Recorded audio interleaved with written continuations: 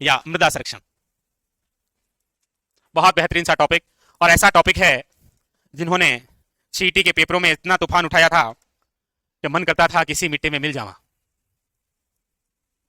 एकमात्र ऐसा टॉपिक है जिसको एग्जामिनर ने यहां तक पहुंचते पहुंचते इतना हार्ड बना दिया है कि मतलब आज सब कुछ रहा है लेकिन क्वेश्चन फिर भी नहीं हो रहा है। ये वो टॉपिक है जो है आपके मिट्टियां यानी कि मृदा संरक्षण। कल कोशिश करेंगे मंडे को कि जो अभी सीटी के अंदर जितने क्वेश्चन आए हैं ना, वो क्वेश्चन भी कल आपके लिए अगले सेशन में लेके आऊंगा मैं, और आपको बताऊंगा ऐसे ऐसे पूछे गए थे सारे एक साथ। वो ज्यादा नहीं, 22 क्वेश्चन ही है वो। चलिए लीजिए, सबसे पहले तो वही जो हमारी परंपरा रही है, मृदा या मिट्टी किसे कह सकते हैं आप?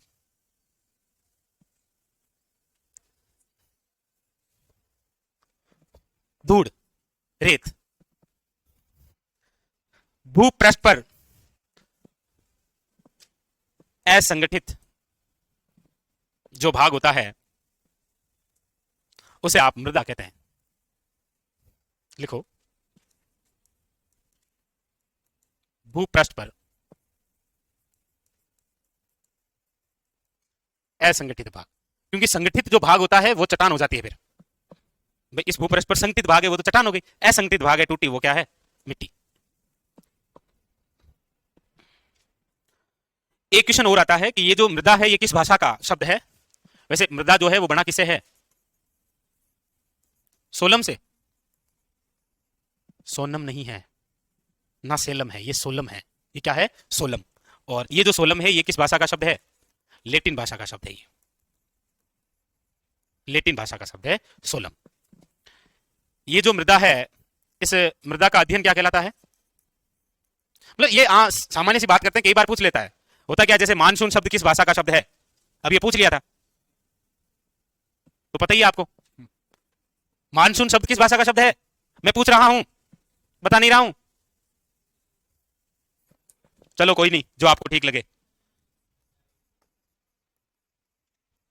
और मिट्टी का अध्ययन या मृदा अध्ययन क्या कहलाता है? पेडोलॉजी। लिखो, पेडोलॉजी। ये लो, मृदा दिवस 5 दिसंबर।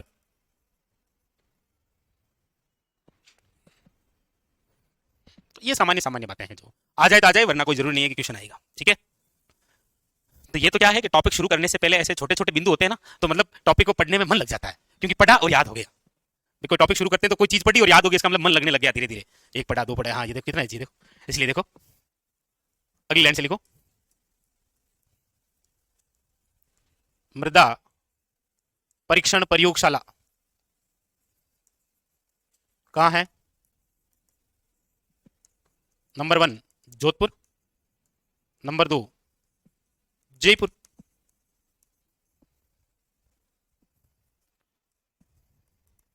राज्य में सर्वाधिक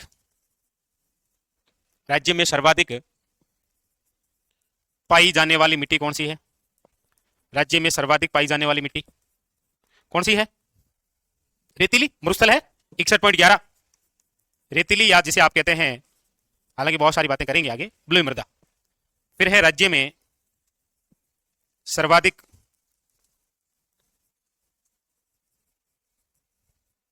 उपजाऊ मिट्टी, और राज्य में सर्वाधिक उपजाऊ मिट्टी कौन सी है?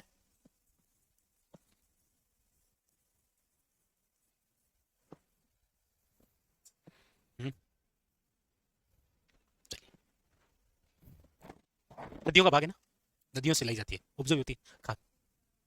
हाँ, वो काली मिट्टी कपास के लिए, वो श्वेत जूते वाली मिट्टी है।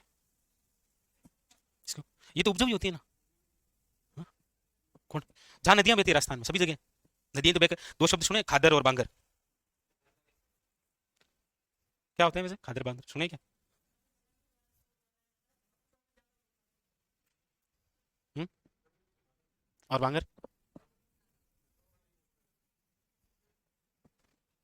ओके, मतलब दोनों ही उपजाऊ है क्या? क्वेश्चन आता है इस पे, खादर है, बस वो दो शब्द बताओ मुझे। खादर है, ऑप्शन नंबर 1 खाना, ऑप्शन नंबर 2 प्राचीन जलोढ़क, ऑप्शन नंबर सी नवीन जलोढ़क, ऑप्शन नंबर डी बी और सी दोनों।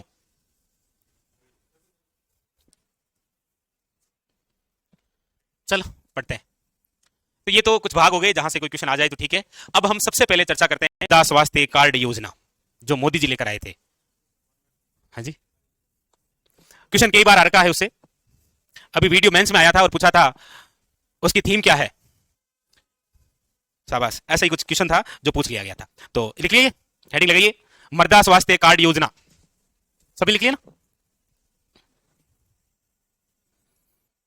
मृदा स्वास्थ्य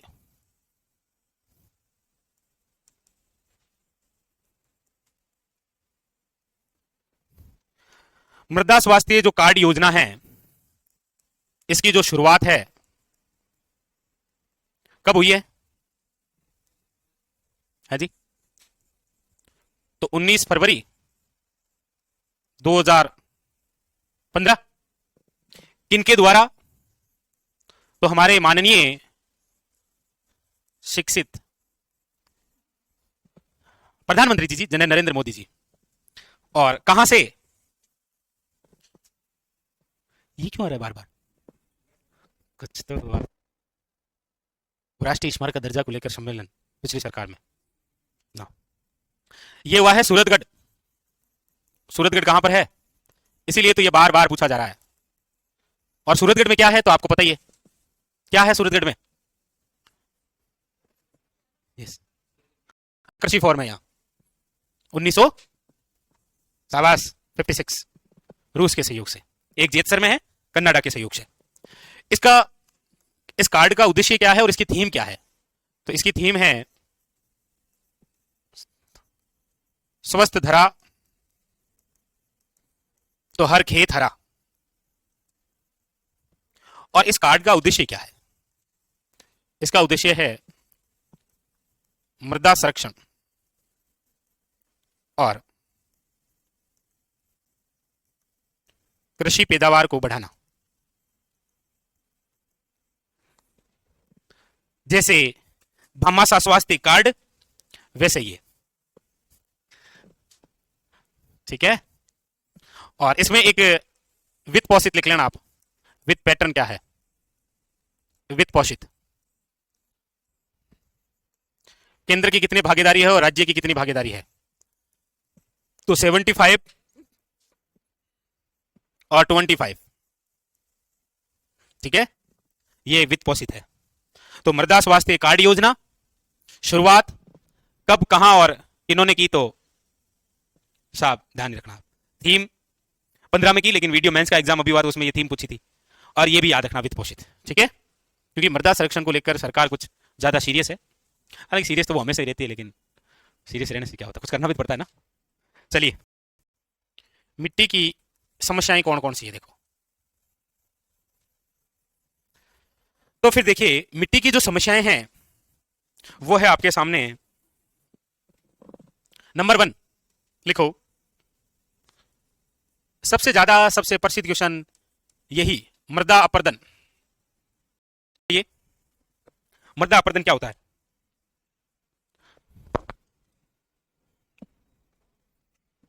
अपरदन का मतलब होता है कणों का एक स्थान से दूसरे स्थान पर स्थानांतरित होना। और मृदा अपरदन का मतलब होता है मिट्टी के कणों का अपरदन क्या होता है? तो लिखो, मिट्टी के कणों का एक स्थान से दूसरे स्थान पर स्थानांतरण।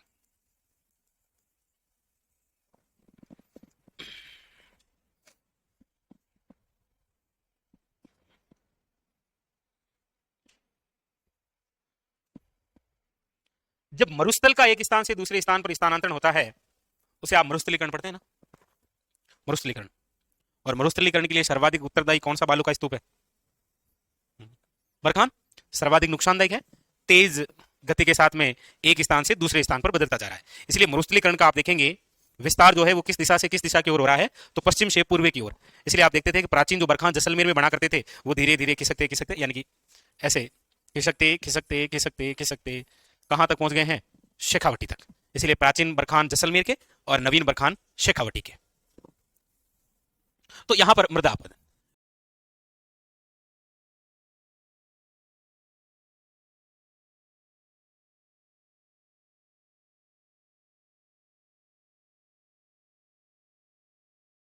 दूसरे स्थान पर स्थानांतरण, यह मृदा अपरदन होता है। और इसी मृदा अपरदन को कृषि का पहला शत्रु कहा गया है। कृषि का प्रथम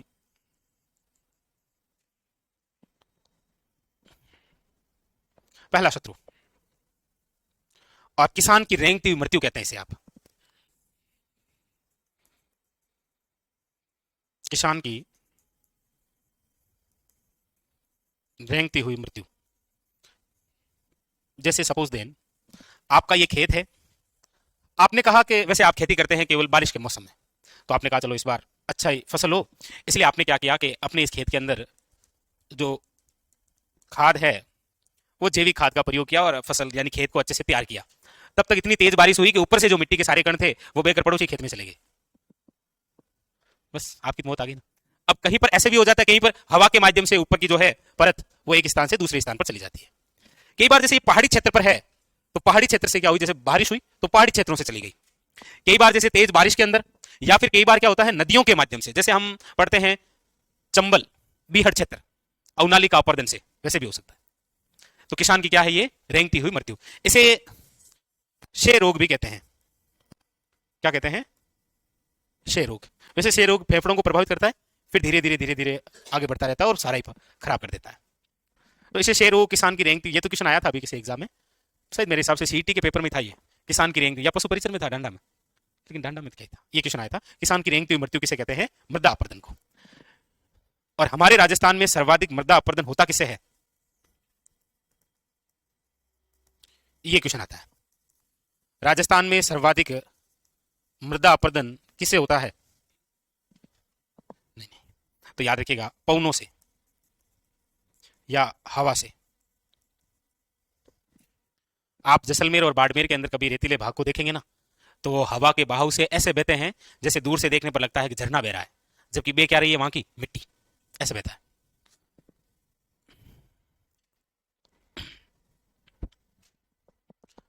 इसका मतलब सर्वाधिक किससे हो रहा है, इसका मतलब और भी किसी से हो ही रहा होगा।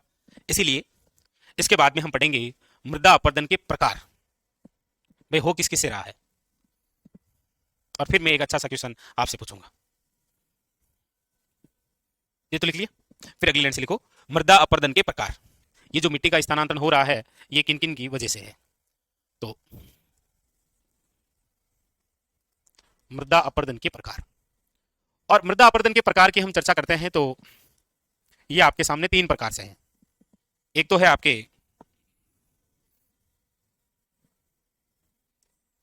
दो और तीन। एक तो है आपके चादरी अपरदन, एक है आपके अवनालिका अपरदन। अवनालिका अपरदन तो नाम सुना ही होगा कई बार आपने, सीधा ही क्वेश्चन आ जाता है अवनालिका अपरदन निम्न में से राजस्थान के कौन से भौगोलिक स्वरूप से संबंधित है? तो आप किससे बताएंगे? तो कहेंगे चंबल, चंबल में बीहड़, चंबल है पूर्वी मैदानी प्रदेश का भाग। और एक लिखिएगा पवन अपरदन। तो ये तीन प्रकार से है। पवन अपरदन का मतलब यही है कि पश्चिमी मरुस्थलीय प्रदेशों में हवा के माध्यम से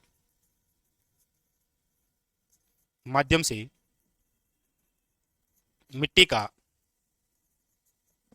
स्थानांतरण होना पवन अपरदन कहलाता है। और पूछा जाए सर्वाधिक, तो सर्वाधिक क्षेत्र यदि पूछा जाए तो पश्चिमी राजस्थान हो जाएगा, पश्चिमी राजस्थान। और यदि जिला पूछा जा रहा है तो फिर हो जाएगा जैसलमेर, जैसलमेर लिखो। तो क्षेत्र पूछे तो पश्चिमी राजस्थान और जिला पूछ ले तो जैसलमेर। अवनालिका अपरदन की हम बात करते हैं तो ये है आपके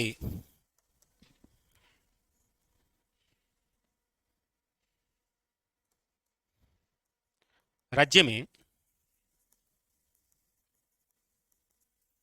नदियों के बहाव के कारण मिट्टी का स्थानांतरण होना, अवनालिका अपर्दन। और इसकी यदि हम बात करेंगे सर्वाधिक, तो कौन सी नदी से, तो याद रखिएगा चंबल। क्षेत्र आप पढ़ते ही हैं, चंबल क्षेत्र कौन सा है, बीहड़। और वैसे याद रखना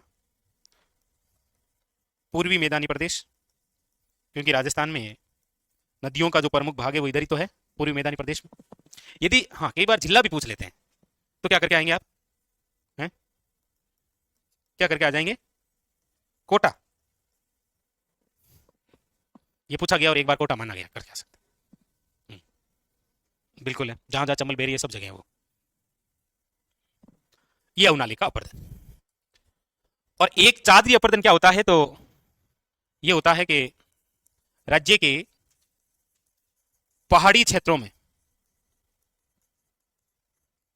पहाड़ी क्षेत्रों में वर्षा जल से मिट्टी का स्थानांतरण।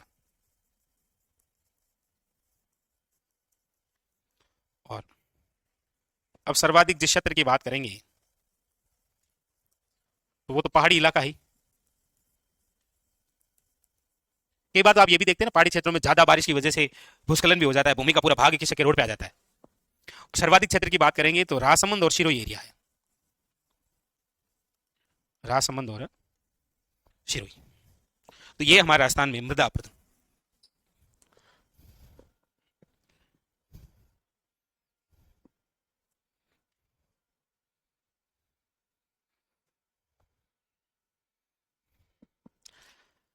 अब एक अच्छा सा क्वेश्चन है आपके लिए, बहुत ही शानदार। हर एक विद्यार्थी से मैं पूछना चाहूंगा, आप सबको ऑप्शन बताना है, मतलब मामलों का ही है, ठीक है।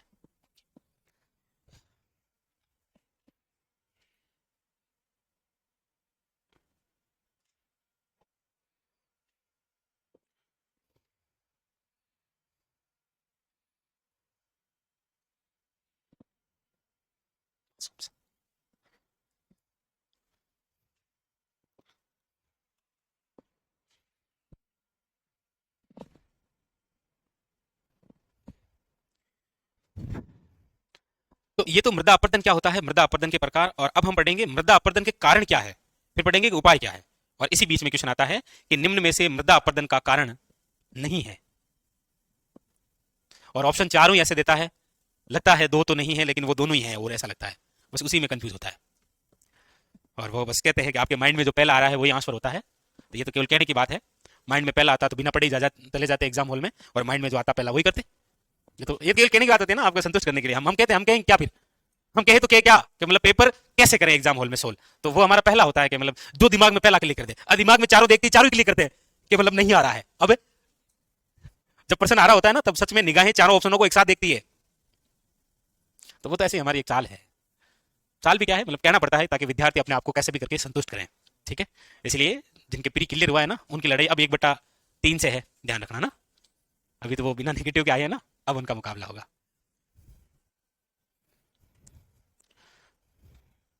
चले आगे अब।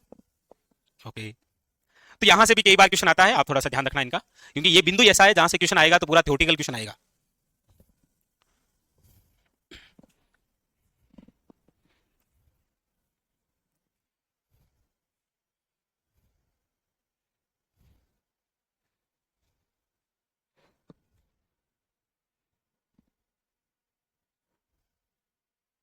ओके, चलिए अब हम दोनों एक साथ में लिखेंगे, लेकिन पहले मैं आपसे पूछूंगा कि मृदा अपरदन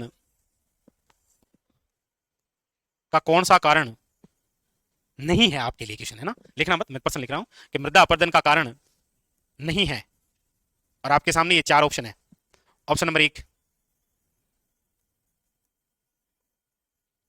वनों की कटाई।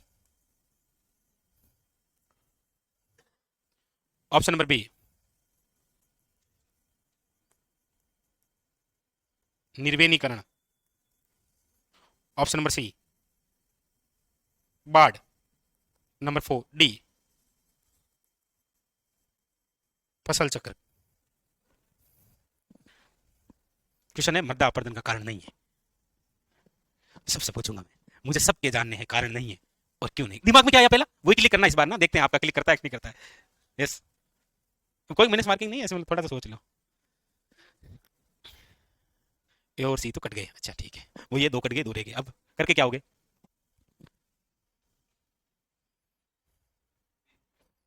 B, B, yes, D, yes, B, B, D. फिर तो ये ठीक लग रहा है, क्या पहला क्लिक कर रहा है वही कर रहे हो क्या आप? बी, डी, डी, डी, सी, डी, आप डी। चलो, ये सब समझ में नहीं आया क्या आपको? निर्वैनीकरण, निर्वैनीकरण का मतलब होता है जंगल को समाप्त करना। जंगल को समाप्त करना इसका मतलब कारण हो रहा है ना। फसल चक्कर करना जो है ये मृदा अपरदन का कारण नहीं है। चलो, हालांकि मैंने यहां पर गड़बड़ कर दी थी, एक ऑप्शन और था यहां पर, वनों की कटाई की जगह मैं ऑप्शन देता आपको बढ़ता हुआ शहरीकरण, और फिर 98% बढ़ता हुआ शहरीकरण, तो ऐसा ऑप्शन आता है। चलो, बढ़ता हुआ शहरीकरण, बढ़ता हुआ शहरीकरण है, इसका मतलब यह है कि वनों को तो काटे जा रहा है।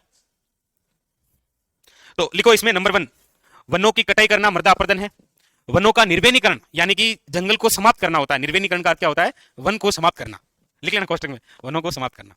तीसरी वजह है अत्यधिक पशुचारण। अब इतना पशुचारण हो गया है, उसकी वजह से भी मृदा अपरदन। नंबर डी बाढ़, बाढ़ में तो आपको कोई ज्यादा दिक्कत थोड़ी है, ये बाढ़ तो आ गई, आप तो कर भी क्या सकते हैं इसमें। और भूस्खलन, ये भी एक अच्छा ऑप्शन हो सकता था अगर मैं देना चाहता था, भूस्खलन हो जाता। इसमें तो कंफ्यूज थोड़ी होते भूस्खलन में तो होते तो होते, देखा जाता। अब देखेंगे पहली नजर किस पे पड़ती है। एफ लिख लो, बढ़ता हुआ शहरीकरण। अब एक शब्द है ना, वो भी आता है कि राजस्थान में कौन सी घटना नहीं है, जिसमें ऑप्शन आता है ज्वालामुखी।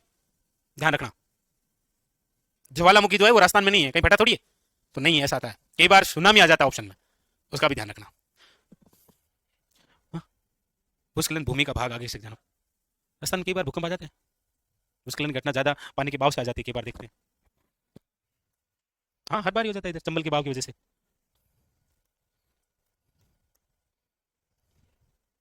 अब है इसको रोकने के उपाय क्या है?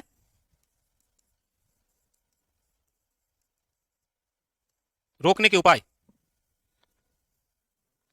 अच्छा इसमें यदि आ जाए ना कि वनस्पति का अभाव, वो भी मृदा अपरदन का एक कारण ही है, क्योंकि वनस्पति कम होगी तो मिट्टी आगे चलती जाएगी।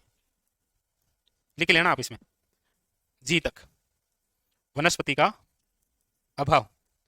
इसलिए तो देखो धीरे धीरे धीरे धीरे देखते ही देखते चूरू जो है वो मरुस्थलीकरण की ओर बढ़ गया है, क्योंकि वनस्पति का अभाव है। इधर रोकने के उपाय की बात करेंगे तो क्या क्या हो जाएगा? बस इसके विपरीत कर दो, वनों की कटाई के बजाय क्या कर दो? वनारोपण।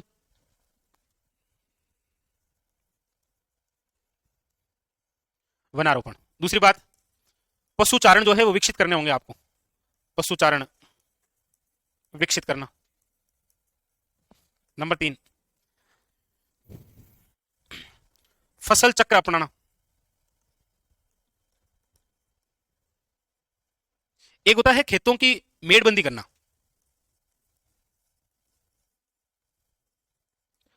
ताकि खेत का जो पानी है वो खेत में ही रहे, मिट्टी भी खेत में ही रहे, तो मेड़बंदी कर देते हैं। लेकिन आप मुझे ये बताइए, जैसे देखो ये खेत है, ये खेत के इधर मेड़बंदी कर रखी है, ठीक है, इस भाग पर आकर जो बालू का स्तूप बनेगा उसे क्या कहेंगे? शाबाश, यस, खेत की मेड़बंदी के एक तरफ बनने वाला बालू का स्तूप क्या कहलाता है? ये गलत है आया जी, ये टॉपिक ही गलत है। ये टॉपिक ही गलत है जी, कोई खास नहीं, बिल्कुल सही बताया, शाबाश। ये शब्द सुना है क्या? सब्र काफिज, जब हमने पढ़ा था तब इसका जिक्र किया था। अच्छा हाँ, तो वो सब्र काफिज में किया था ना, तो सब्र है हमें तो। नंबर 5, अनियंत्रित वनों की कटाई पर रोक।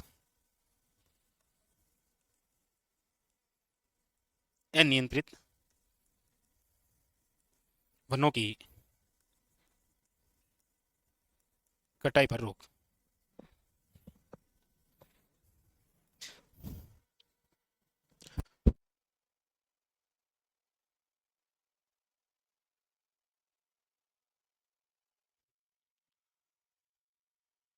अब होता क्या है कि ये और ये, फिर वो कई बार रोकने के उपाय पूछ लेता है, कई बार कारण पूछ लेता है।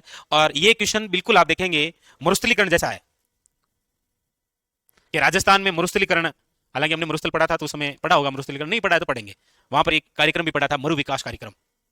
आप बताना चाहें कब शुरू हुआ था तो आप बता सकते हैं। हुँ? हाँ, एक और भी लिखा था उसमें, सुखा संभावी कार्यक्रम। दो लिखे थे, एक मरु विकास कार्यक्रम और एक सुखा संभाव्य कार्यक्रम। इन दोनों में वित्त पोषित तो सेम ही था। क्या हो जाएगा? हाँ,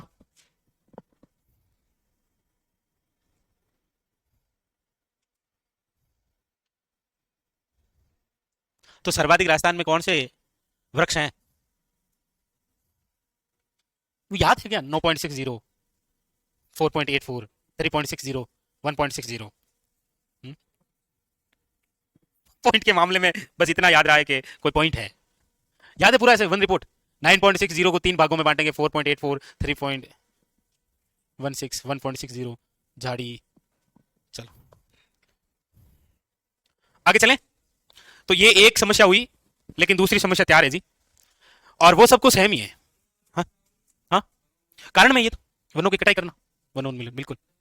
हाँ, ये दोनों इसी में आएंगे बिल्कुल, रोपण करना इसमें आ जाएगा। अब लिखो दूसरी समस्या है सेम समस्या।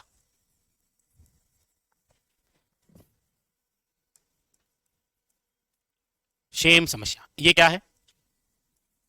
तो सेम समस्या क्या होती है? हाँ बता सकते हैं आप, अब बताइए।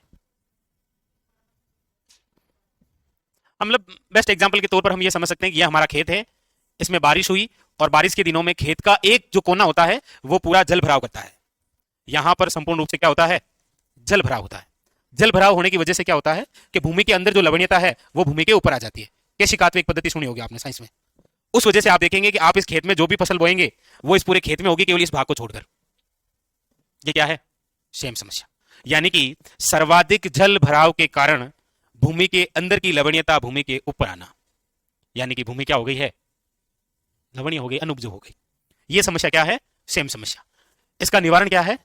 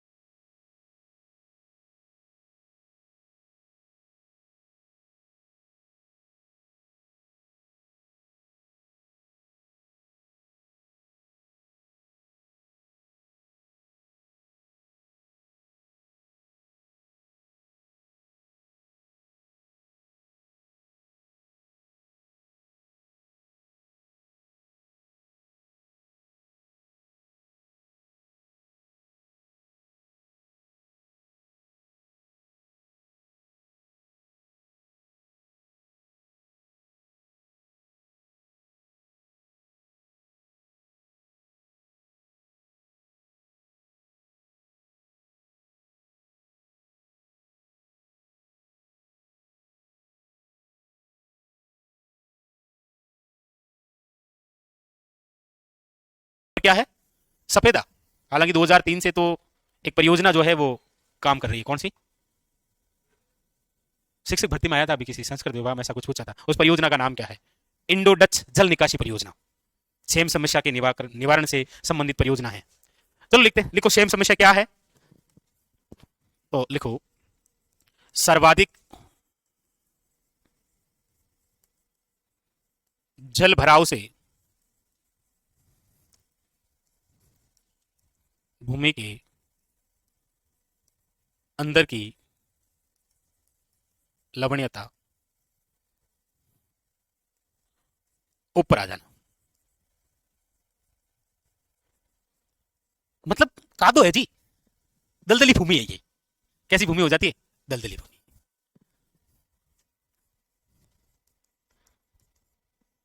पलाया सूखने के बाद में क्या कहलाती है?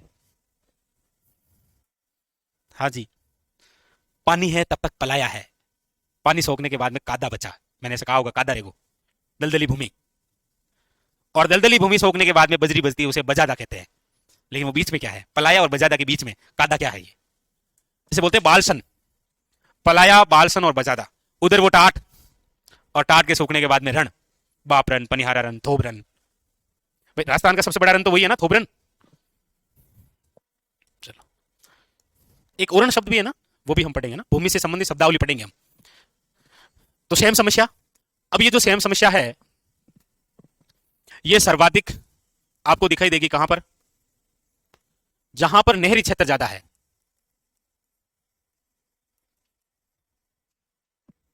और सेम समस्या से चर्चित जो गांव है वो कौन सा है? चर्चित गांव, हाँ बिल्कुल, बडोपल। बडोपल जो कि कहां पर है? हनुमानगढ़ में। और इसका जो उपचार है वो सफेदा है, यूकेलिप्ट जिसे आप कहते हैं।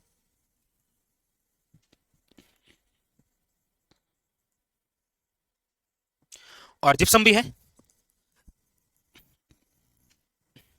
लेकिन इससे संबंधित निवारण के लिए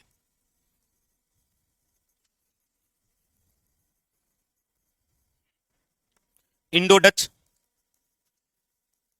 जल निकासी परियोजना, यानी कि जल को यदि यहां से निकाल देंगे तो फिर ये समस्या होगी नहीं। क्वेश्चन आता है कि इंडो डच जल निकासी जो परियोजना है वो किस देश के सहयोग से है?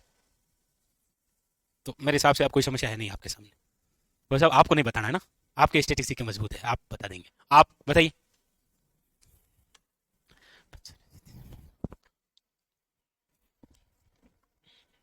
शाबाश, डच के सहयोग से। तो डच देश है ना? डच देश नहीं है क्या? फिर मोताना पड़ता वसूलनी पड़ेगी मुझे। अरे डच देश है ना। अब हाल तो मान भी और नहीं रहे कि कुनमन में तो डच तो देश है भाई, ऐसे क्या कर रहे हो? सुनते भी हैं कि अंग्रेज भारत में आए थे तो पुर्तगाली और डच नहीं आए थे क्या? डच नहीं आए थे। और अभी भी इनको यकीन नहीं हो रहा, अभी मैं क्या, सॉरी, सॉरी जेठालाल की तरह सॉरी। अरे डच को आप बोलते हैं वर्तमान में नीदरलैंड।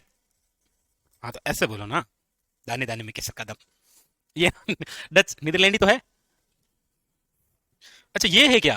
जी अच्छा, ओके। तो ये भी एक बड़ी समस्या है जी।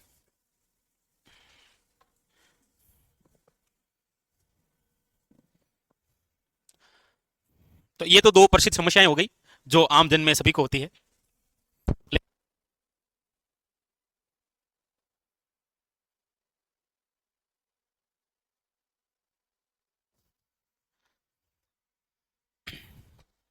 नंबर तीसरी समस्या है भूमि अवनयन समस्या। ये क्या है भाई? भूमि, सुना है क्या नाम कभी? भूमि अवनयन समस्या। लेकिन सर आपने तो पूछा, ये भी नहीं हुआ तो अब देख लो, डच। लिखे नंबर तीन।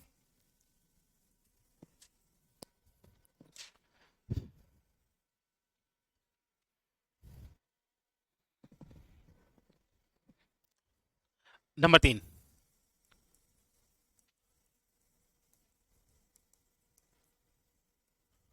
ऐसे क्या होता है, कई बार सीधा ही पूछ लेता है भूमि अवनयन है, सीधा इतना ही पूछ लेता है, क्या है ये समस्या है ये कोई समस्या है? ये हार्ट अटैक है साहब। ये क्या है?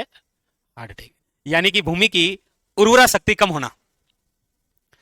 इतने सारे खेती करते हैं तो इतने सारे रासायनिक पदार्थ डालते हैं, उसकी वजह से क्या होती है, भूमि की उर्वरा शक्ति जो कम हो जाती है उसे क्या बोलते हैं? लिखेगा जी, भूमि की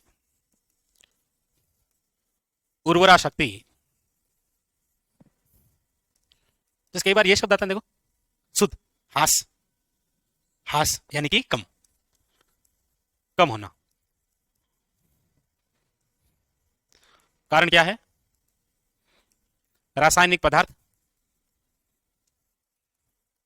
रासायनिक पदार्थों के कारण। और ओब्लिक, खारा पानी भी हो जाता है, खारा पानी ज्यादा डालेंगे धीरे धीरे धीरे धीरे। इसलिए उर्वरा शक्ति बढ़ाने के लिए क्या क्या डालते हैं? नहीं वैसे खाद वाद तो नाइट्रोजन डालते हैं क्या? नहीं डालते। कैल्शियम भी डाल देते हैं ताकि भूमि की, मिट्टी की संरचना बनी रहे स्थायी रूप से। नाइट्रोजन फिर इसलिए डाल देते हैं क्योंकि कैल्शियम से वो भूमि की स्थिरता बन गई, नाइट्रोजन से पौधे की वृद्धि हो जाएगी बस। अच्छा ओके ओके, मैं समझ गया। ओके, ये जहां मिट्टी पटाएंगे ना वहां लिखाएंगे N2, किसमें एयर किसमें नहीं है, फिर डालनी पड़ती है ऊपर से।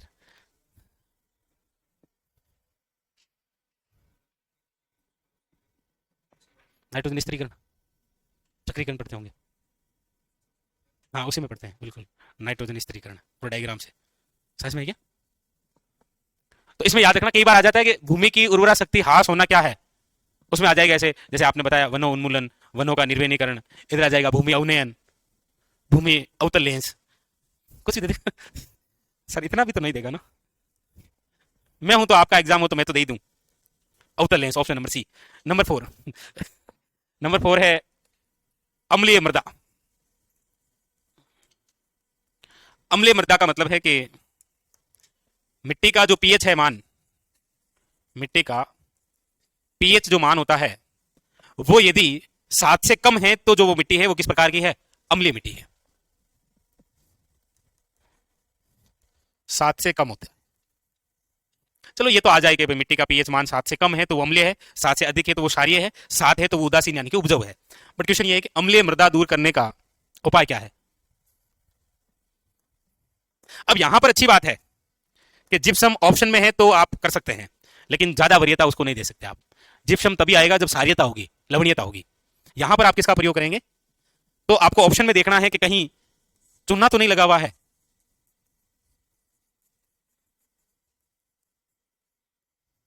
और यदि चूना नहीं लगा हुआ है तो आप अम्लीय मृदा के अंदर क्या डाल देंगे? रोक फास्फेट का उपयोग कर सकते हैं। हाँ बिल्कुल, मिट्टी की अम्लीयता को दूर करने के लिए प्रयुक्त करते हैं। भाई अम्लीय मृदा है उसको दूरी तो करना है, और वो सारिये में हो जाएगी, सारिये या फिर लवणीयता, लवणीय मृदा। और मिट्टी का पीएच मान 7 से अधिक,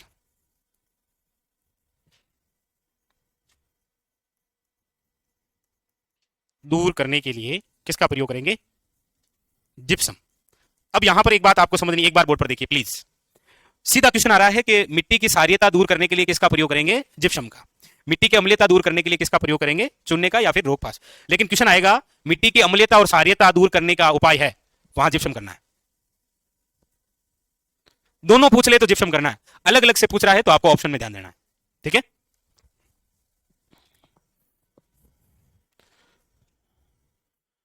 तो मेनली यही मिट्टी की समस्याएं हैं। आपको तो समस्याएं सारी पता ही है, क्या पता है आपको, इसलिए नोट करके लिखिएगा। मिट्टी का पीएच मान 7 है, इसका मतलब उदासीन ऑब्लिक उपजाऊ मिट्टी।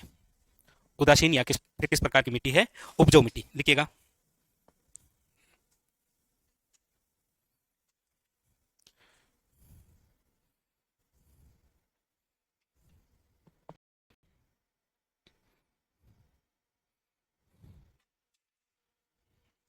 तो ये बस समस्याएं हैं मिट्टी को, और तो ज्यादा इतनी समस्या है नहीं। फिर भी जीवन में इतनी समस्या 5 है तो काफी है। अब लिखो आप मिट्टी से संबंधित या फिर मृदा से संबंधित शब्दावली या भूमि से संबंधित शब्दावली को भूमि, सही शब्द भूमि ठीक रहेगा। भूमि से संबंधित शब्दावली,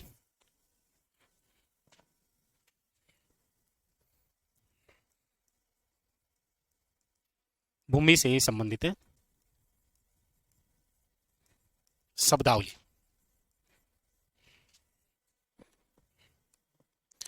इसमें जैसे आपके एग्जाम का पहला ही प्रश्न ये रहा, हकत भूमि है, बस ऑप्शन में आ गया तालाब के पेटे से तल से नीचे की भूमि, पहाड़ी क्षेत्रों की भूमि, राजस्थान के ग्रामीण क्षेत्रों के अंदर जोती जाने वाली भूमि, या फिर पूछ लिया पहाड़ी क्षेत्रों की भूमि। हाँ तो कर दें वहां, पहली नजर जहां पड़ेगी, पहली नजर जहां पड़ेगी वो कर देंगे। हकत भूमि का मतलब होता है जोती जाने वाली जो भूमि होती है कृषि योग्य, उसे क्या बोलते हैं, हकत भूमि। पहले बताओ ये शब्दावली कभी पढ़ी है क्या आपने? तो आपको थोड़ा अटपटा सा लग रहा होगा हकत भूमि। इसमें लिखो जोती जाने वाली जो भूमि है उसे क्या बोल सकते हैं आप, हकत भूमि।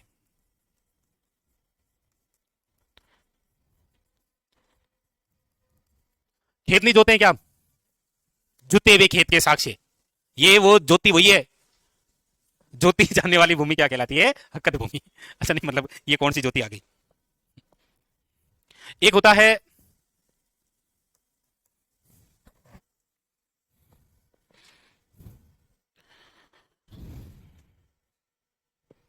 परत भूमि। परत भूमि क्या होती है कि ये तो परत भूमि, या फिर इसे आप कह सकते हैं पड़त, पड़त भूमि।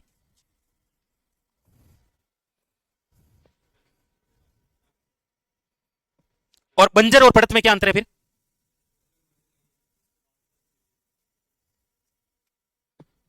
याद करो, बिजोलिया किसान आंदोलन, चमरी कर तलवार बंदई कर, फिर वहां पर किसानों ने अपनी भूमि को पड़त रख दिया था।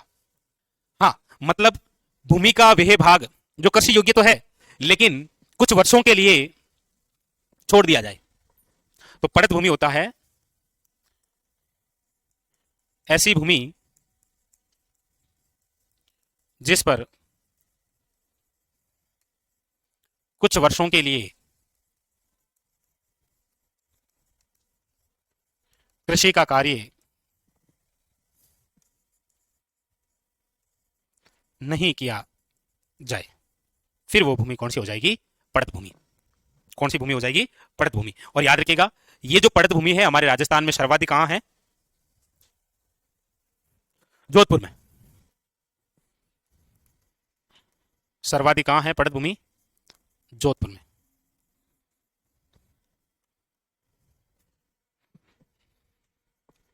एक होता है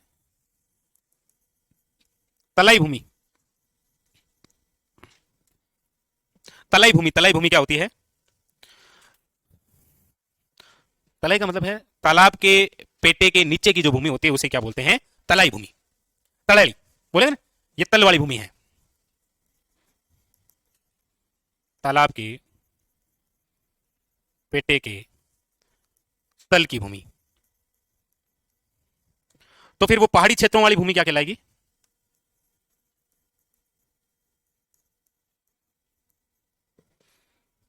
मगरा। मगरा भूमि, वैसे मगरा कहीं हमने शब्दावली के रूप में पढ़ा है क्या कहीं, ढूंढो। हाँ कौन से जिले के, उदयपुर के कौन से क्षेत्र में है, उत्तर पश्चिम। उदयपुर जिले के उत्तर पश्चिमी भाग का मगरा कहलाता है। और मगरा भूमि क्या हो गया,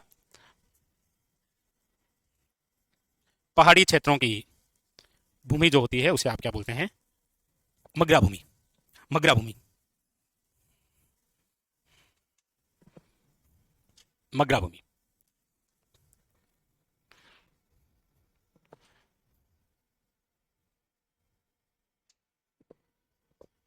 फिर लिखो बारानी भूमि।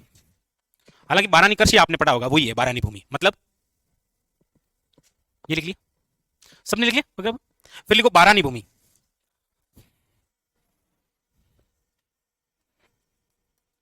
याद नहीं आया? कृषि के प्रकार में हमने पढ़ा था बारानी कृषि क्या होता है। बारानी कृषि का मतलब होता है जहां सिंचाई सुविधा उपलब्ध नहीं हो। बारानी भूमि का मतलब भी वही होता है कि जहां सिंचाई सुविधा उपलब्ध न हो, वो जो भूमि का भाग होता है उसे क्या बोलते हैं? बारानी भूमि। और फिर वहां पर जो कृषि करते हैं उसे बोलते हैं बारानी कृषि। बारानी भूमि पर होने वाली बारानी कृषि। लिखो जहां सिंचाई सुविधा न हो। हमने पढ़ा भी तो था कि ये क्षेत्र कौन सा है? बाड़मेर बालोतरा। बाड़मेर वे बालोतरा। क्योंकि यहां पर सिंचाई सुविधा नहीं है इतनी। क्या पता सिंचाई सुविधा के लिए खड्डा किया और अंदर से पेट्रोल आ गया तो कोई हीलियम जैसी गैस निकल गई तो कोयला आ गया तो। हाँ। अच्छा, एक शब्द होता है, ये तो जानते हैं आप, बंजर भूमि। बंजर भूमि का मतलब? शाबाश। कृषि अयोग्य भूमि। कृषि अयोग्य जो भूमि होती है वो आपके क्या कहलाती है? बंजर भूमि। कह रहे हैं बस, ठीक है सर। वैसे मुझे ऐसा क्यों लग रहा है कि कृषि के अंदर एक भाग आपको लिखा रखा है कि कृषि योग्य भूमि कितनी प्रतिशत है, ऐसे मतलब याद आ रहा है किसी को? 53% ऐसे परसेंटेज का मामला तो खराब ही। पर आप तो कृषि की बात कर रहे हैं ना, यहाँ वन रिपोर्ट भी नहीं है ना ताजा ताजा ही। चलो कोई नहीं, पढ़ना वापस है ना। नंबर 7 है पीवली भूमि या पीवल भूमि। पीवल भूमि का मतलब क्या होता है? पीवल भूमि का मतलब होता है ऐसी भूमि जो तालाबों या कुओं से सिंचित होती है। तालाबों या कुओं से सिंचित जो भूमि होती है उसे बोलते हैं पीवल भूमि, यानी कि पीयूती भूमि है जी। समझ गए?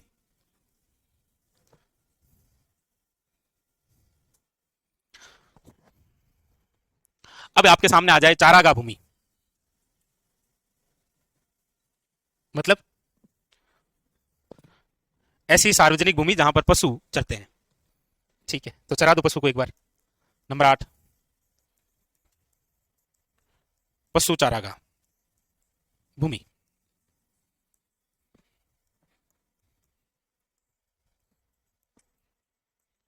सार्वजनिक भूमि जहां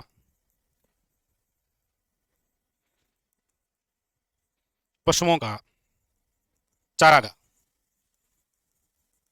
वैसे हमारे राजस्थान के अंदर शेखावटी क्षेत्र में जो पशु चारागाह होता है उसे क्या बोलते हैं?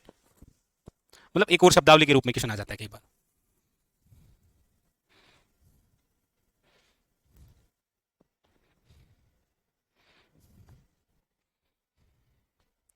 तो नोट करके लिखो। आ नहीं रहा, ऐसे कैसे हो गया? आपके दिमाग में नहीं आ रहा है क्योंकि वहां शब्द एक नहीं दो आएगा, दिमाग में आएगा तो। अच्छा, दो आएगा क्या?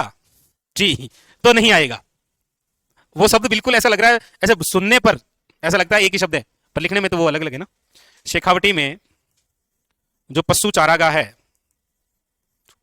उसे बोलते हैं बीड़। अब आपके जहन में क्या आया? बीहड़। तो बीहड़ वो हो गया, ये बीड़ है। बीड़ बोलिया करो नाम बस हम, क्यों कहा वो बीड़ो है। ओहो, ये तो बीड़ो हो गया। चलो बाकी की जो चर्चा है वो हम कल करेंगे। नंबर 9 क्या एक ही शब्दावली है, ये लिखना है। ये लो, सबसे ज्यादा चर्चा में जो शब्द है, ओरण भूमि से तात्पर्य है। कौन बताएगा आप में से? कौन बताएगा आप में से?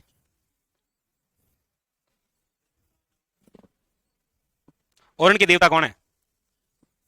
अगर ऐसा है तो बता दो।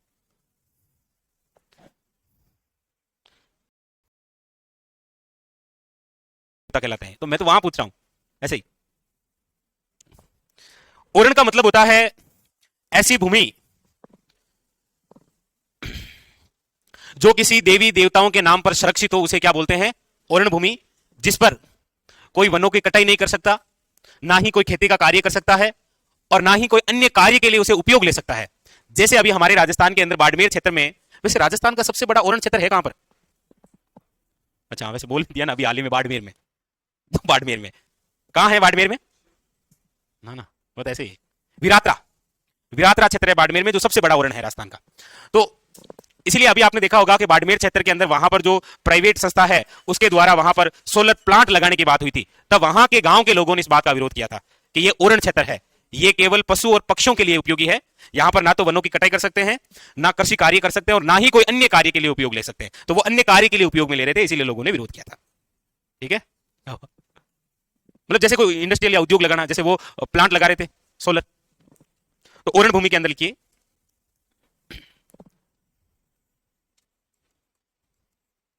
ऐसी भूमि जो देवी देवताओं के नाम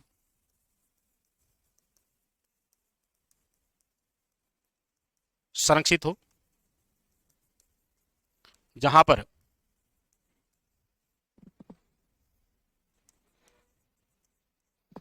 पशु पक्षी रहते हो, वो होता है ओरण भाग। इस ओरण भूमि की एक खास बात होती है कि यहां पर वनों की कटाई नहीं कर सकते, वे नहीं कृषि या अन्य कार्य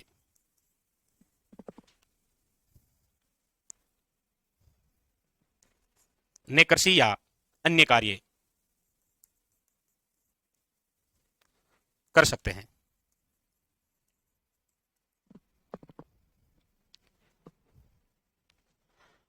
वो जो भूमि होती है वो क्या होती है, ओरण भूमि। हाँ, कर सकते हैं, हाँ बिल्कुल है, कर रहे हैं? तो गलत हो रहा है। सबसे बड़ा ओरण जो है हमारे राजस्थान के अंदर वो है विराटा। विराटा बाड़मेर के अंदर है। वैसे एक विराटा माता है क्या हमारे राजस्थान में? हम्म, है क्या? चौहटन के अंदर किनकी कुलदेवी है वो? भोपों की कुलदेवी है। कंजरों की कुलदेवी तो कौन है? चलो, तो शब्दावली के तौर पर ओरण, इसके अलावा पशु चारागाह क्षेत्र क्या होता है, हकत क्या होता है, बारानी भूमि क्या होती है, बाकी तलाई वलाई मगरा वगैरह आ जाएगा, तो नाम से ही पता लग रहा है, तलब मतलब तालाब, मगरा मतलब पहाड़ी क्षेत्र, नाम से ही हो जाएगा। ये तो याद हो गए होंगे आपको, नो तो। अब एक शब्द है जो मैं आपसे पूछना चाहूंगा, वो है आपके खसरा। खसरा क्या होता है? शब्दावली में सुना क्या खसरा है? ना ना ना ना ना, वो नहीं नहीं नहीं, भूमि से सम, हाँ, मतलब आइडिया तो है लेकिन स्पष्ट रूप से पता नहीं है कि खसरा क्या होता है। हाँ, उसे क्या बोलते हैं? वो तो मैं लिखा हूं कि खसरा क्या होता है। खसरा होता है खेत का रजिस्टर, जिसके अंदर वो पूरा मैप होता है कि अनु फलाना मार्ग जावेर, अनु आपड़ जावेर, ओके, खेत का रजिस्टर होता है, उसे बोलते हैं खसरा। हाँ, कि खसरा नंबर कितना है, यानी खेत का रजिस्टर जो है वो कितने नंबर है, 12 नंबर। तो खसरा को बोलते हैं खेत का रजिस्टर। हाँ, नहीं, जहां जिसके अंदर मैप वेप लगा हो कि ये इस प्रकार से है, ये पड़ोसी का, हाँ उस पर भी बनाए होते हैं, मैप वेप बना के रखते हैं। हाँ, हालांकि अब तो बहुत सारी सुविधाएं, आप मैप पर सर्च करके अपने खेत को देख सकते हैं, पता है ना। तो खसरा शब्द आ जाएगा भी, तो याद रखना खेत का क्या होता है, रजिस्टर। एक होता है, हालांकि अब ये तो क्या ही है, ये तो प्रशासनिक व्यवस्था का भाग। आमिल, आमिल क्या होता है? आमिल भू राजस्व वसूलने वाला जो व्यक्ति होता है उसे क्या बोलते हैं, आमिल। बिगोरी क्या होता है? बिगोरी प्रति बीघा पर वसूलने जाने वाला कर जो होता है उसे बोलते हैं बिगोरी। प्रशासनिक है, पॉलिटी में पढ़ते हैं आप। पर मुझे आप पर भरोसा लग रहा है, और जब जब मुझे आप पर भरोसा हुआ है तब तब मैंने वो बिंदु लिखाया है। लिखो बिगोरी। बिगोरी क्या होता है? प्रति बीघा पर वसूले जाने वाला कर,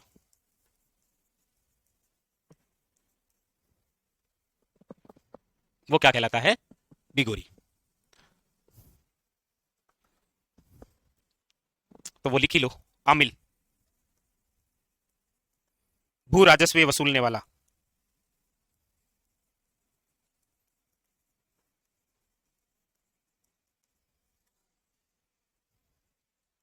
जो व्यक्ति होता है उसे क्या बोलते हैं, आमिल। आमिल। तो बस ये कुछ शब्दावली है जिनमें से कई बार एग्जाम में कोई क्वेश्चन पूछ लेता है, तो ध्यान रखना थोड़ा सा इसका। बस अब हम आते हैं उस बिंदु पर जो सबसे खास है, जो सबसे यूनिक है, जो सबसे अल्टीमेट है। कौन सा? अब हम पढ़ेंगे मिट्टियों का वर्गीकरण। मिट्टियों का वर्गीकरण, और मिट्टियों का जो वर्गीकरण हम पढ़ेंगे वो पढ़ेंगे टोटल 3 प्रकार से। लिखो, मिट्टियों का वर्गीकरण। और मिट्टियों का जो वर्गीकरण हम पढ़ेंगे वो पढ़ेंगे आपके टोटली कितने प्रकार से? एक तो पढ़ेंगे ICAR के अनुसार, भारतीय कृषि अनुसंधान परिषद 1929 में जिसकी स्थापना हुई है दिल्ली में, इसके अनुसार। और इसके अनुसार कितने प्रकार की मृदा हमें पढ़नी है? 8 प्रकार की। दूसरा हम पढ़ेंगे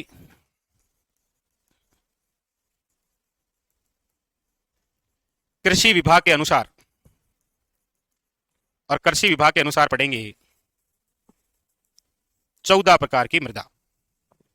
और उसके बाद में जो पढ़ेंगे वो पढ़ेंगे मिट्टियों का सबसे आधुनिक और वैज्ञानिक वर्गीकरण। आधुनिक या फिर वैज्ञानिक वर्गीकरण, जो टोटल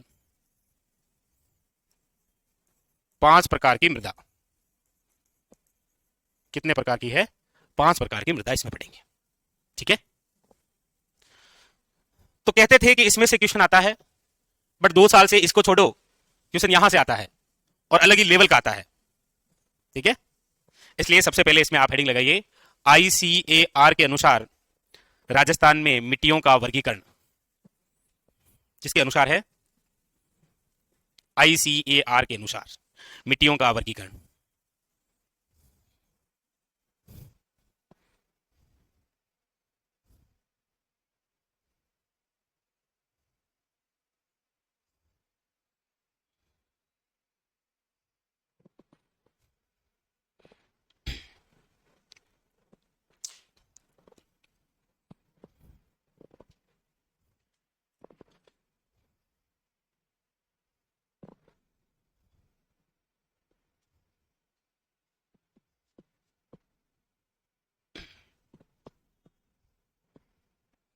लिख लिया?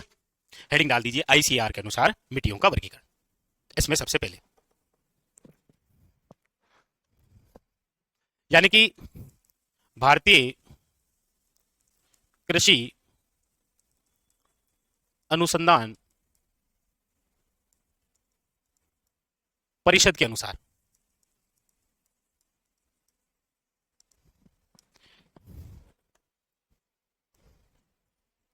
इसकी जो स्थापना है वो कब हुई है? 1929। इसका जो हेडक्वार्टर है वो कहां पर है? नई दिल्ली। इसके अनुसार मिट्टियों का वर्गीकरण पढ़ेंगे।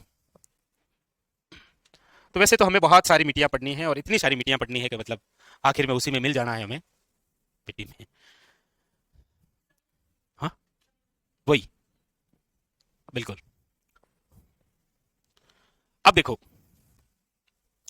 पहले इस टॉपिक को वैसे राजस्थान जीके का सबसे इजी टॉपिक माना जाता था कि मिट्टी मतलब सबसे इजी है कि कौन सी मिट्टी है, बस इतना ही।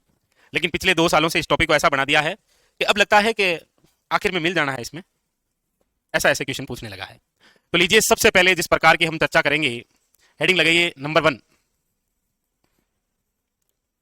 सबसे पहले हम जिस मिट्टी को पढ़ेंगे वो है आपके रेतीली मिट्टी।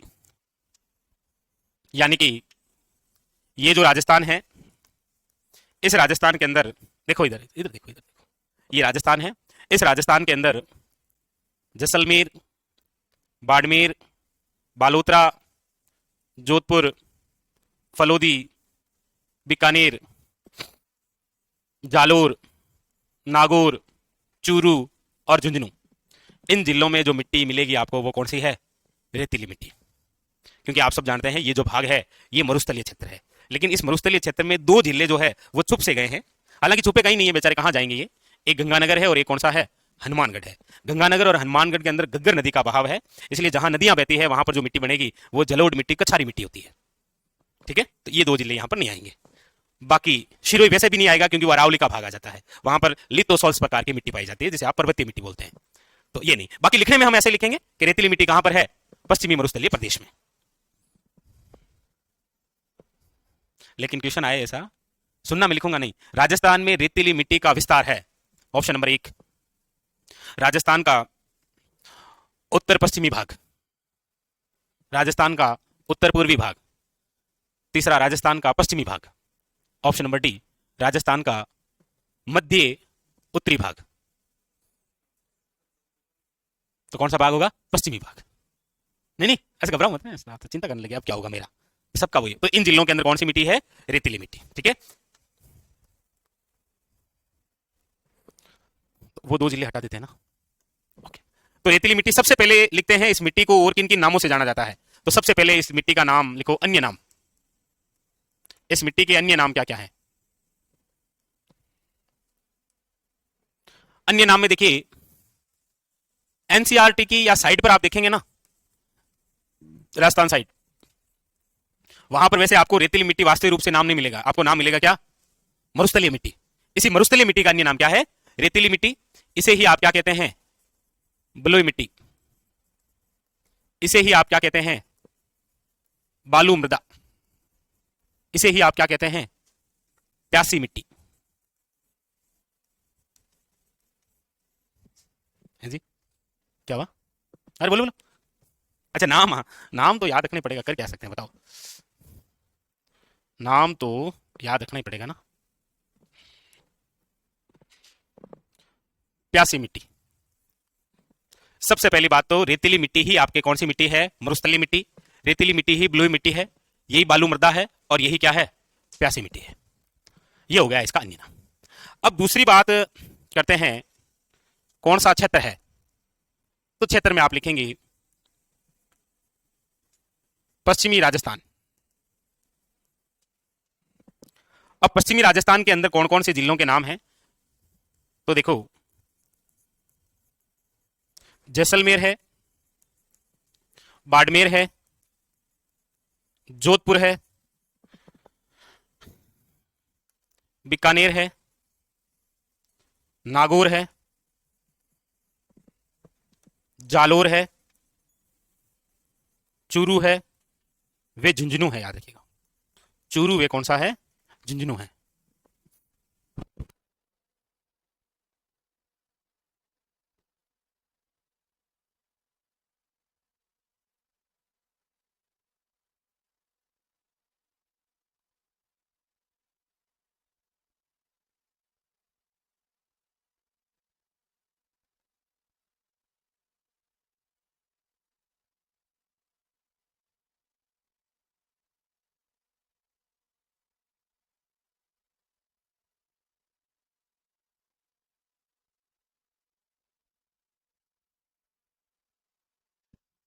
ठीक है, हो गया, क्षेत्र हो गया।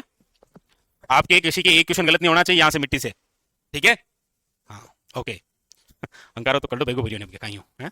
हाँ, अब अगली बात, अगला क्वेश्चन आता है कि कोई भी मिट्टी हो उसका निर्माण कैसे हुआ है। इसके नहीं नहीं, वो तो जैसे बाड़मेर से अलग हुआ है बालोतरा, वो मैंने नहीं लिखा। जैसे नागौर से अलग हुआ है डीडवाना कुचामन, वो मैंने नहीं लिखा। फलोदी नहीं लिखा मैंने, नहीं सांसोर नहीं रहा, वो वापस मिक्स हो गया। तो वो भी लिखोगे क्या, कॉस्ट में लिख लेना आप, कॉस्ट में लिख लो, कोई दिक्कत नहीं, लिख लो बालोतरा लिख लो, क्योंकि आपके तो फिर भी, इनके तो फिर भी हो जाएंगे, आपके तो अगले साल है ना। तो आप तो लिख ही लो, लिख लो लिख लो, बालोतरा, फलोदी, डीडवाना कुचामन हो जाए। आप भी ध्यान रखना, हाँ पड़ोसी बोला आप भी लिख ही लो, जनवरी 2026 है तो देख लेना उस हिसाब से आप। हैं जी, कुछ नहीं होगा। चलो निर्माण में लिखेंगे, तो वैसे तो हम जानते हैं कि ये जो मरुस्थलीय क्षेत्र है ये निम्न में से किसका भाग है, नो डाउट 33 सागर का है।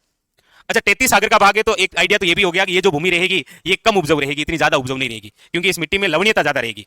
33 सागर का अवशेष हो गया ना, इसीलिए 33 सागर तो है ही। लेकिन उसके अलावा भी यदि पूछा जाए कि इसका निर्माण निम्न में से किससे हुआ है, तो याद रखिएगा ग्रेनाइट प्लस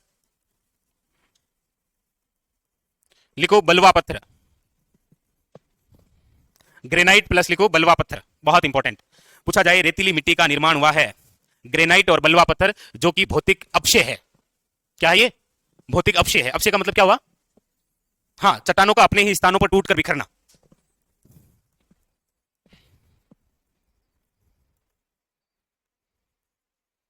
भौतिक अपक्षय, अपक्षय का मतलब लिखना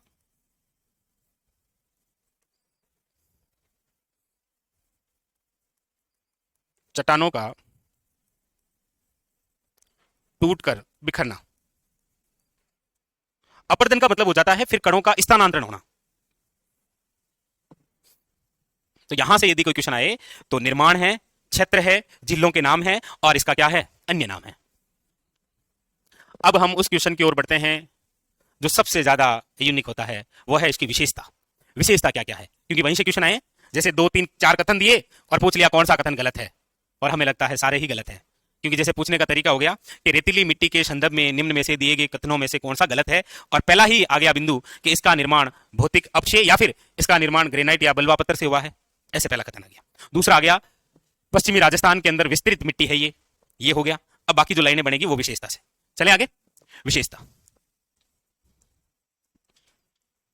विशेषता के अंदर लिखेगा सबसे पहली बात, सबसे पहली बात यह है कि अब देख लीजिए, आपने मैप में देख लिए इतने सारे जिले हैं जिसके अंदर राजस्थान के सबसे बड़े बड़े जो क्षेत्रफल के आधार पर जिले हैं, जैसलमेर है, बाड़मेर है, जोधपुर है, नागौर है। इसका मतलब राजस्थान में सर्वाधिक भाग पर जो मिट्टी पाई जाती है वो कौन सी है? रेतीली मिट्टी।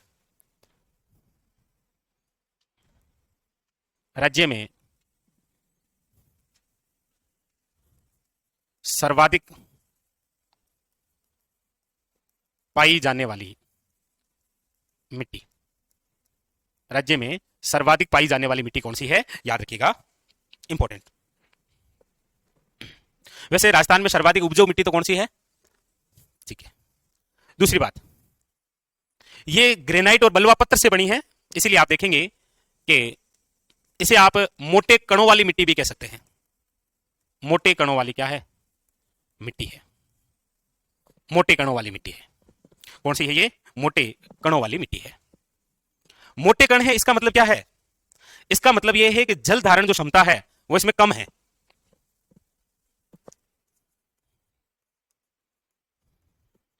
जल धारण क्षमता क्या है?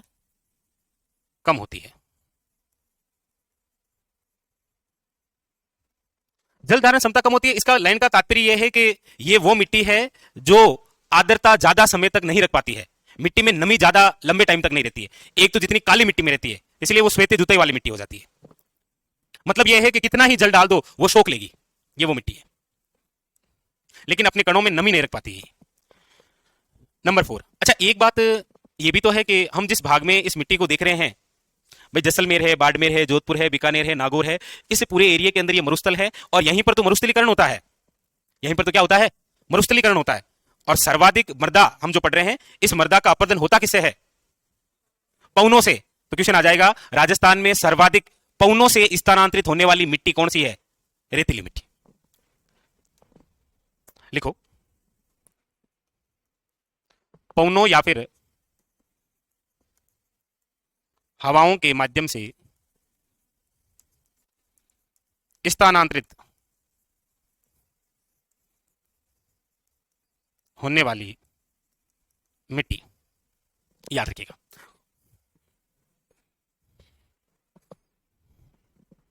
अगली विशेष बात कि रेतीली मिट्टी वह मिट्टी है जिसमें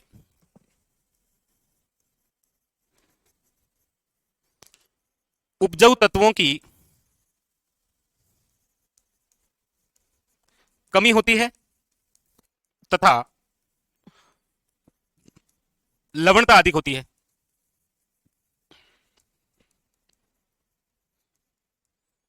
इस लाइन को समझो, मतलब मिट्टी को जो उपजाऊ बनाते हैं ना, उन तत्वों की कमी है।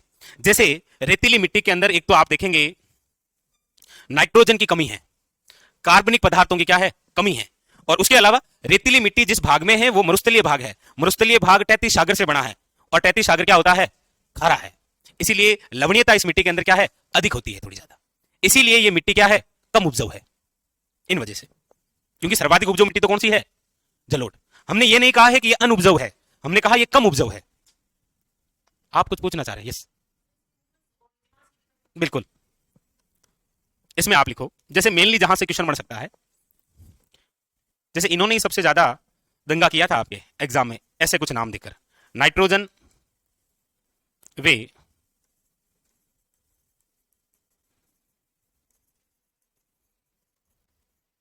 कार्बनिक पदार्थों की कमी होती है। तो अधिकता वैसे किसकी होती है?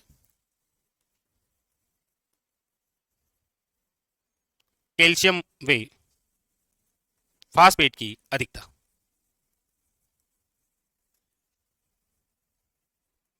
ये तो हुई इसकी क्या विशेषता। लेकिन अभी इस मिट्टी की बात खत्म नहीं हुई है, क्योंकि अभी ये जो मिट्टी है, इस मिट्टी को हमें, वैसे रेतीली मिट्टी के कितने प्रकार हैं? इसमें भी तो इसके भाग होते हैं ना। अच्छा, ऐसा भी होता है क्या? कुछ तो होता होगा। नहीं, हाँ वही वही वही। अब देखो क्वेश्चन देखेंगे आप तो कैसे आता है। एक बार आप अपनी कॉपी में देखा, एक स्लाइड में लिखे हुए ना सारे। देखो क्वेश्चन आता है, आजकल की बात करते हैं, बाकी पहले ऐसा कुछ नहीं था, पहले ऐसे बस रेतीली मिट्टी रेगिस्तान में है, इतना ही था। क्वेश्चन आएगा रेतीली मिट्टी के संदर्भ में कौन सा कथन जो है वो असत्य है। और फिर बात यह भी है कि 2 सालों के जितने भी पेपर उठाए हैं, उन पेपरों के अंदर जिस मिट्टी से जो बात मिली है ना, वो एग्जामिनर ने एक तो 10th के सॉरी 11th और 12th की जो भूगोल की किताब है उसके अंदर एक मिट्टी का भाग दे रखा है, और एक आपके एनसीईआरटी की बुक में दे रखा है। उसमें जो जो लाइनें लिखी हुई है ना, वो डायरेक्ट कॉपी की थी, जैसा कि मैंने कॉपी की है, सीधी है, वहीं से तो पढ़ते हैं तो ठीक रहता है। तो वहां पर तो हालांकि इतनी सारी चीजें नहीं हुई थी, वो तो साथ में ऐड की है मैंने। जैसे वहां पर आप मिट्टी का नाम देखेंगे तो मिट्टी का नाम क्या लिखा हुआ है? मुख्य रूप से मरुस्थलीय मिट्टी है। मरुस्थलीय मिट्टी ही क्या है? रेतीली मिट्टी है। और इसी का अन्य नाम आप ब्लू मिट्टी पढ़ते हैं, बालू मृदा पढ़ते हैं, या फिर क्या पढ़ते हैं? प्यासी मिट्टी पढ़ते हैं। ये जिस क्षेत्र में है वो है आपके क्षेत्र कौन सा? पश्चिमी राजस्थान। पश्चिमी राजस्थान के ये जिले हैं, याद रखिएगा थोड़ा सा। हालांकि ऐसा तो पॉसिबल नहीं है कि वो ऐसा देखकर ही पूछ ले कि रेतीली मिट्टी कौन से जिले में नहीं है। यदि ऐसा पूछ भी रहा है ना, तो फिर वो ऑप्शन भी ऐसा ही देगा, जैसलमेर, बाड़मेर, जोधपुर, डूंगरपुर, या फिर कोई कोटा बूंदी में से देगा। फिर ऐसा क्वेश्चन पूछ रहा है तो एक जिला ऑप्शन में ना होकर प्रत्येक ऑप्शन में 2 या 3 जिले होंगे, जैसलमेर, जोधपुर, बाड़मेर, ऐसे। फिर इसका निर्माण किससे हुआ है? तो ग्रेनाइट और बलवा पत्थर से। अब से ये तो आपको पता ही है, इसका तो क्या ही है। अब यहां पर ध्यान रखना है, क्वेश्चन यहां इन लाइनों से ज्यादातर आ रहा है। अब देखो आए कि नहीं आए अगली बात है, लेकिन 2 सालों के अंदर तो इससे रिलेटेड इतने सारे क्वेश्चन बने हैं कि मतलब पूछिए मत, आप क्या ही बताएं आपको। राज्य में सर्वाधिक पाई जाने वाली मिट्टी है, मोटे कणों वाली मिट्टी है, जल धारण क्षमता कम होती है, पवनों या हवाओं के माध्यम से स्थानांतरित होती है, उपजाऊ तत्वों की कमी होती है तथा लवणता अधिक होती है, क्योंकि तैतीस सागर का भाग रहेगा ना इसी। और बाकी आपको याद रखना है। अब आप लिखिए रेतीली मिट्टी के प्रकार। ये जो रेतीली मिट्टी है ये स्वयं 3 प्रकार से है।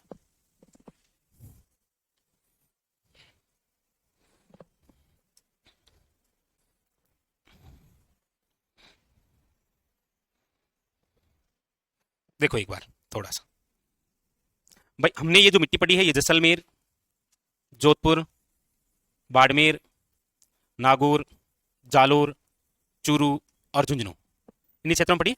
अब यहाँ पर आपके जैसे अलग हो गया, बालोतरा हो गया, यहाँ पर फलोदी हो गया, यहाँ पर डीडवाना कुचामन हो गया, ये जिले आ गए, ठीक है, ये नवगठित वाले इस क्षेत्र। हम कह रहे हैं कि ये जो रेतीली मिट्टी है, इस रेतीली मिट्टी के भी 3 भाग हैं। जैसे इस पूरे भूभाग में सर्वाधिक जहां पर खारे पानी की झीलें हैं, जैसे नागौर है, अब नागौर से अलग हो गया डीडवाना कुचामन, वरना एक एरिया नागौर, और एक बाड़मेर का पंचभद्रा क्षेत्र जो अब बालोतरा हो गया है। यहां पर प्रमुख रूप से क्या है? खारे पानी की झीलें हैं। इसलिए यहां पर जो मिट्टी विस्तृत हुई है रेतीली मिट्टी का ही भाग है, जिसे आप बोलते हैं खारी मिट्टी, अलग से नहीं है कोई, वो इसी में से है। तो एक तो भाग हो जाएगा आपके कौन सा? खारी मिट्टी है ये। और खारी मिट्टी आप देखेंगे तो नागौर, डीडवाना क्षेत्र लिख दूं क्या डायरेक्ट? डीडवाना, कुचामन, पंचभद्रा, लोणकरणसर, जहां पर खारे पानी की झीलें हैं वहां पर कौन सी मिट्टी है? खारी मिट्टी। इसके अलावा एक जो भाग है वो है आपके लाल रेतीली मिट्टी का।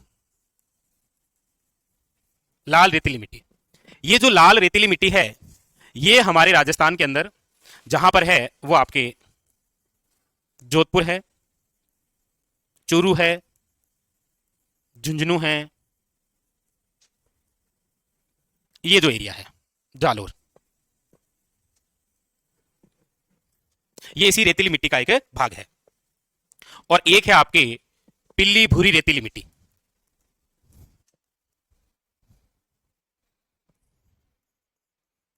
पीली भूरी रेतीली मिट्टी। और ये जहां है आपके, वो है नागौर और साथ में पाली का क्षेत्र। नागौर के अंदर तो उच्च भूमि आ गई ना, श्रेणी आ गई, जैसे मकराना श्रेणी वगैरह। और पाली के अंदर थोड़ा सा भाग अरावली का विस्तृत है और मरुस्थल का है। यहां पर क्या है, पीली भूरी रेतीली मिट्टी है। इसका रंग कैसा है, पीला भूरा। तो इनसे रिलेटेड यदि कोई क्वेश्चन आया तो सीधे केवल जिलों के नाम है आपके सामने कि खारी मिट्टी कहां है, पिल्ली भूरी रेतीली मिट्टी कहां है, और लाल रेतीली मिट्टी जो है वो कहां पर है। इसलिए आप देखते हैं कई बार एक तरफ ऐसे लाल रेतीली, लाल काली, लाल पीली, और सामने दो दो जिलों के नाम, और कहता है मिलान करो। चट्टानों की वजह से, मकराना श्रेणी की वजह से। जैसे आप देखेंगे कई बार बारिश के दिनों में चट्टान का भाग कटता है ना, तो वो थोड़ा सा पीला पीला सा होकर फिर जमाव कर देता है। अब यहां से रिलेटेड ये पूरी बात हुई किसकी, आपके रेतीली मिट्टी की। रेतीली मिट्टी जिसके अन्य नाम याद होंगे आपको, चार बातें। फिर कौन सा क्षेत्र है, तो आपके सामने वो जिले और ये जिलों के नाम रहे। फिर उसके बाद में इस मिट्टी का निर्माण कैसे हुआ, वो आपके सामने रहा। तीन बातें ये। और फिर प्रमुख विशेष बात ये रही आपके सामने कि इस मिट्टी की क्या क्या विशेषताएं हैं। तो विशेषताएं जो है वो सारी आपके सामने। आजकल जो क्वेश्चन बनने लगा है वो इसी प्रकार की विशेषताओं में से कोई तीन लाइनें उठा देता है, एक उधर से निर्माण से उठा देता है, एक क्षेत्र विशेष से उठा लेता है, और फिर जो हमने पढ़ा है वो इसी मिट्टी के ये भाग पड़े हैं। ठीक है, बस। यानी कि ये पूरी जो बात है इन जिलों की, चाहे वो जैसलमेर हो, बाड़मेर हो, आपके जालोर हो, या आपके बालोतरा हो, जोधपुर हो, फलोदी हो, नागौर हो, डीडवाना हो, चूरू हो, या फिर झुंझुनू हो, यहां पर जो मिट्टी है वो सब रेतीली है। और ये रेतीली मिट्टी के क्या है, तीन प्रकार है। कंप्लीट करो, याद पढ़ो इसको एक बार, पढ़ो, क्योंकि ऐसे ही क्वेश्चन सर्वाधिक इंपॉर्टेंट और यही आते हैं जी।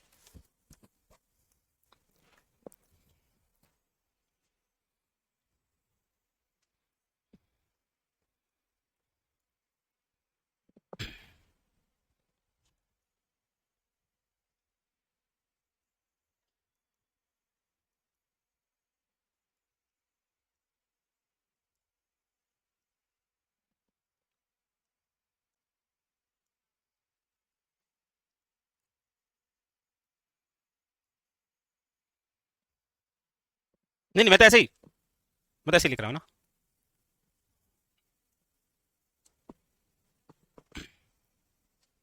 पहले तो मैंने जैसा कहा था, मैंने कहा ये राजस्थान जीके का सबसे इजी टॉपिक हुआ करता था मिट्टी। कुछ नहीं करना पड़ता था, बस बैठे बैठे लिखा देते, यहाँ लिख लो रेतीली है, यहाँ पर लिख लो लाल है, वहां लिख लो काली है, उसके ऊपर जलोढ़ है, ये दोनों मिक्स हो जाएगी तो लाल केली है, इसके जस्ट ऊपर लाल पीली है, और बस कहानी खत्म है। और बैठे बैठे कहते थे अमेरिका के वैज्ञानिकों के अनुसार एंटीसोल है, एरिडिसोल है, एलपीसोल है, इंसेप्टिसोल है और वर्टिसोल है। ये लो खत्म। ये 2 सालों के अंदर ही पता नहीं आरएसएस बोर्ड की क्या सूझी है, वो मिट्टी के पीछे पड़ा है। पता नहीं किसानों के लिए फायदा कर रहा है या विद्यार्थियों के लिए नुकसान कर रहा है, या विद्यार्थियों को ये बताना चाह रहा है कि जब तुम्हें मिट्टी जो भी है, जो भी कर रहा है गलती कर रहा है। चलो आगे बढ़े। अब हम जिस मिट्टी की बात करेंगे, एक तो इधर से हो गई, और एक अब हम जो अगली महत्वपूर्ण मिट्टी पढ़ने जा रहे हैं वो है ये भाग। ये दक्षिण और ये कौन सा भाग है, पूर्वी। नंबर 2 लिखिएगा,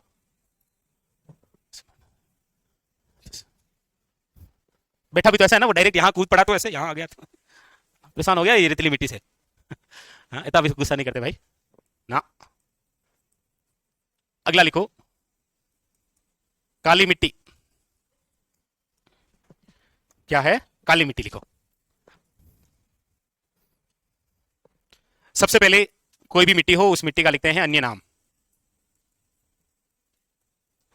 तो काली मिट्टी को आप, एग्जामिनर आपको ऐसे भी पूछ लेगा कि मध्यम काली मृदा, ना एक ही बात है।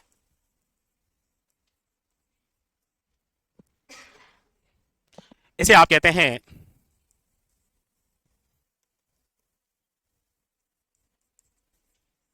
रेगूर मिट्टी, इसे ही आप कहते हैं चिक्का मिट्टी, और इसे ही आप कहते हैं श्वेते जुतई वाली मिट्टी।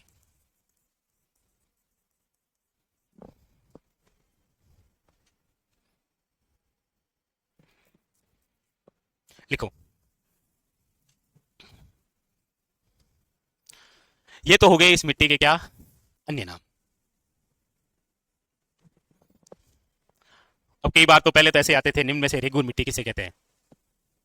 काली मिट्टी को बस इतना ही था। राजस्थान पुलिस में आया था, राजस्थान में श्वेते जुतई वाली मिट्टी कौन सी है, बस पहली बात तो ये होगी। दूसरी बात, राजस्थान का क्षेत्र कौन सा है? अच्छा, सब कुछ ठीक चल रहा है, चला गया बेचारा। हाँ, फिर लिखो राज्य का दक्षिण पूर्वी भाग। दक्षिण पूर्वी भाग, दक्षिण पूर्वी भाग। और दक्षिण पूर्वी भाग में आ जाता है आपके कौन सा? हाड़ौती क्षेत्र। और हाड़ौती क्षेत्र के 4 जिले, कोटा, बूंदी, बारां और झालावाड़। कोटा, बूंदी, बारां और झालावाड़, ये हो गया राज्य का दक्षिण पूर्वी भाग। और रेतीली मिट्टी का था राज्य का पश्चिमी भाग, यानी कि पश्चिमी राजस्थान में। अब बात करते हैं इसके निर्माण की। तो काली मिट्टी का जो निर्माण है वो हुआ है आपके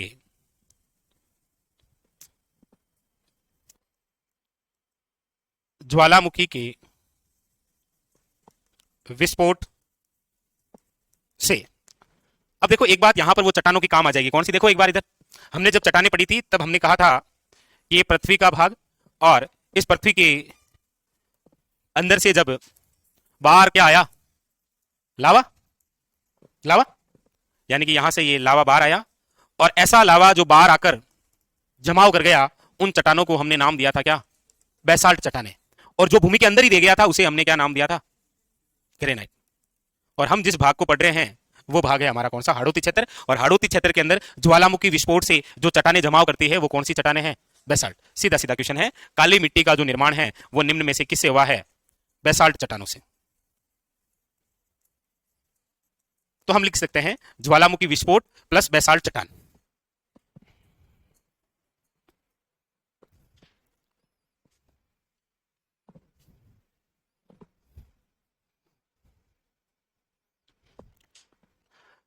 और वो रेतीली मिट्टी किसे निर्मित थी? ग्रेनाइट और बलुआ पत्थर। और ये किससे निर्मित है? बेसाल्ट चट्टानों से। बस ये इतना ही 19-20 का फर्क रहता है। वहां पर वो ग्रेनाइट प्लस बेसाल्ट चट्टाने करता है, जबकि वो गलत हो जाता है। चट्टाने याद है ना? बेसाल्ट, ग्रेनाइट, ये किस प्रकार की चट्टाने हैं? आग्नेय। इसके बाद में फिर अगली कौन सी चट्टाने बनी थी? अवसादी चट्टानों में क्या क्या पढ़ा था हमने? पढ़ा था क्या? और मैं तो कह रहा हूं क्यों ही पढ़ा? सैंडस्टोन और बलुआ पत्थर। और फिर ये रूपांतरित होकर कायांतरित चट्टानों के रूप में क्या क्या बनी? क्या हुआ? अरे बोल। कह रहा है सर उसी उसी चट्टानों के अंदर नीचे कर दो। आप पढ़वा तो सब सारे टॉपिक लेते हो मुझसे कि सर ये भी पढ़ना है, ये भी पढ़ना है, लेकिन फिर पढ़ते नहीं हो आप। चलो कोई नहीं। तो ये 3 बातें हो गई, क्षेत्र हो गया, अन्य नाम, निर्माण। अब आप लिखिए इसकी विशेषता क्या क्या है। विशेषता, विशेषता के अंदर सबसे प्रमुख बात,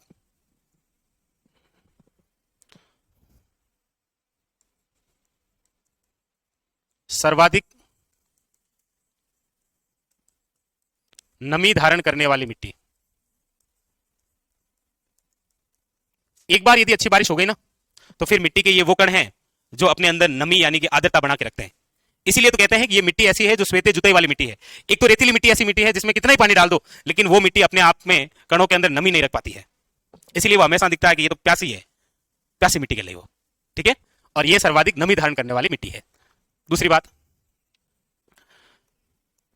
ये मिट्टी जब तक गीली रहती है ना तब तक तो फूलती रहती है, और सोखने के बाद में ये सिकुड़ जाती है, इसीलिए इस मिट्टी में दरारें आती है। आप में से कौन है हाड़ौती का? पर ये तो नमी धारण करने वाली है ना, वो यहां क्या कर रहा है?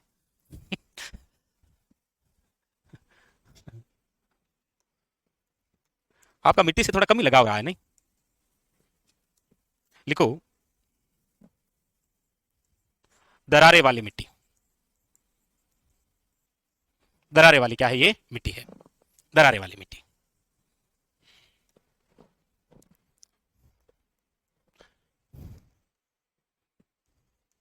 यह मिट्टी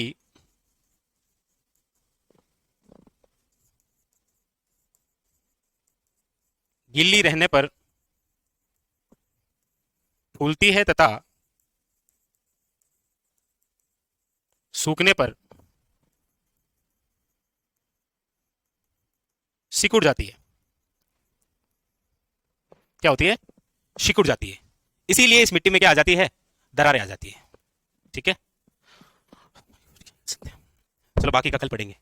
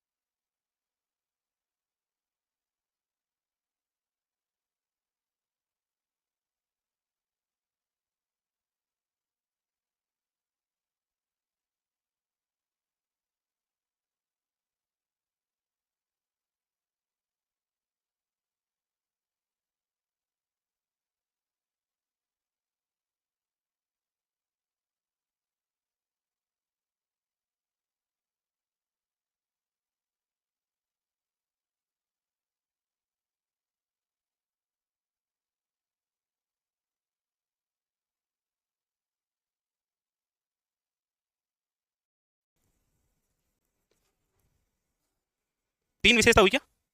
नंबर 4 लिखो, कम सिंचाई की आवश्यकता।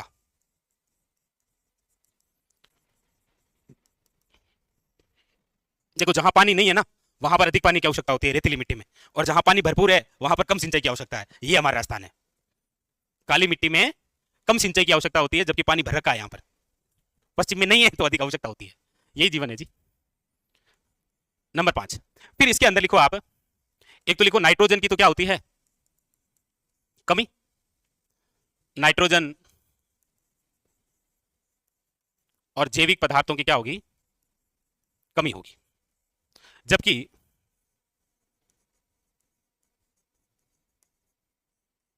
कैल्शियम और जो पोटास है वो आपके पर्याप्त मात्रा में। ये जो मिट्टी है ये एक प्रकार की क्या है, काली मिट्टी उपजाऊ मिट्टी होती है।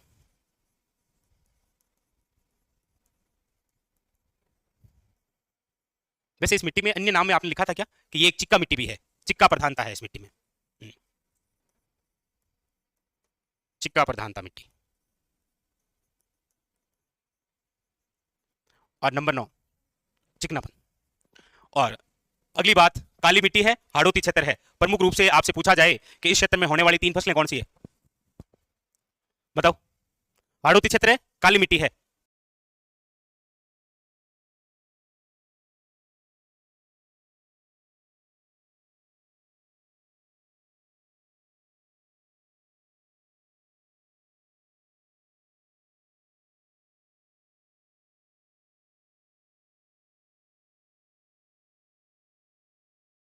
प्रमुख रूप से कपास।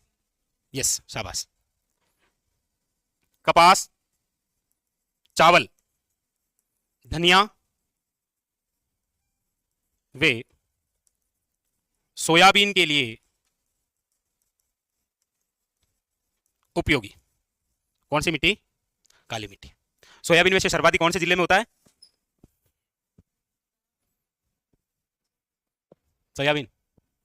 इसका कोई दूसरा नाम भी है क्या? अच्छा, ओके। मैंने सोचा मिट्टी आप पढ़ रहे हैं तो आप कृषि का साथ में रिवीजन कर रहे होंगे। यस। कब पढ़ी थी कृषि, कब टाइम हो गया, महीने भर हो गया क्या? कृषि पढ़े महीने भर हो गया ना।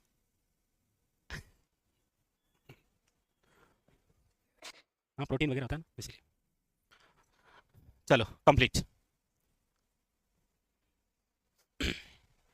अब आप लिखिए नंबर 3, रेतीली मिट्टी हो गई, और ये जो है आपके सामने काली मिट्टी, ये भी हो गई।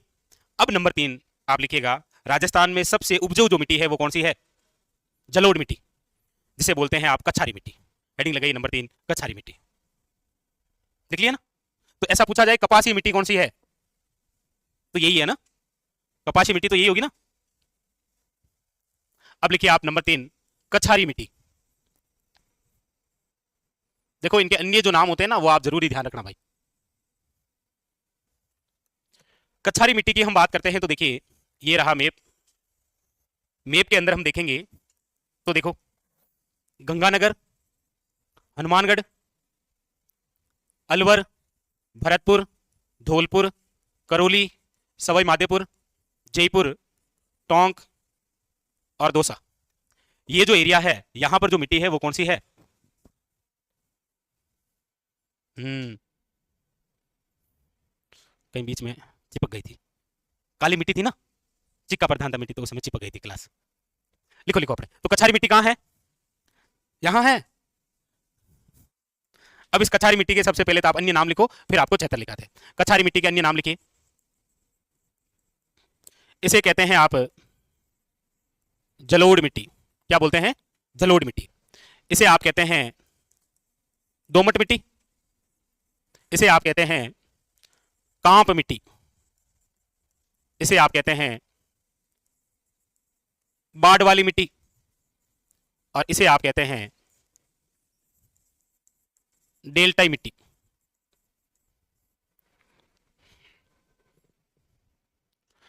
हाँ जयदेव, बिल्कुल टेक्निकल टीम आई और सुधार करके अभी और भी कर रहा है काम। ठीक है, काम चल रहा है। तो कछारी मिट्टी के अन्य नाम क्या क्या हो गए? जलोढ़ मिट्टी, दोमट मिट्टी, कांप मिट्टी, बाढ़ वाली मिट्टी और कौन सी? डेल्टाई मिट्टी। इसका मतलब आप समझ गए कि ये जो कछारी मिट्टी है, ये हमारे राजस्थान के क्षेत्रों की यदि हम बात करें कि राज्य के कौन से क्षेत्र में है, तो हम ये कहेंगे कि राज्य का उत्तरी और पूर्वी भाग में जो मिट्टी पाई जाती है वो कौन सी है? कछारी मिट्टी। राज्य का उत्तरी और पूर्वी, उत्तर पूर्वी नहीं, उत्तर वे पूर्वी, दोनों अलग है। तो आप लिखेंगे राजस्थान के उत्तरी वे पूर्वी राजस्थान। राजस्थान के उत्तरी वे पूर्वी राजस्थान में उत्तरी भाग के अंदर आप यहां चाहेंगे तो लिखेंगे गंगानगर और कौन सा? हनुमानगढ़। गंगानगर और हनुमानगढ़। पूर्वी राजस्थान के अंदर अलवर है, भरतपुर है, धौलपुर है, करौली है, सवाई माधोपुर है, जयपुर है, टोंक है, वे दौसा है। अब ये मिट्टी बनी किससे है?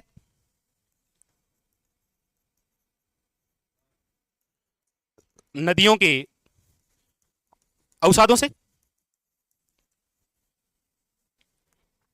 या फिर बाढ़ विक्षेपण से। बाढ़ आई भयंकर और मिट्टी का जमा हो गया, और इसके निर्माण में याद रखिएगा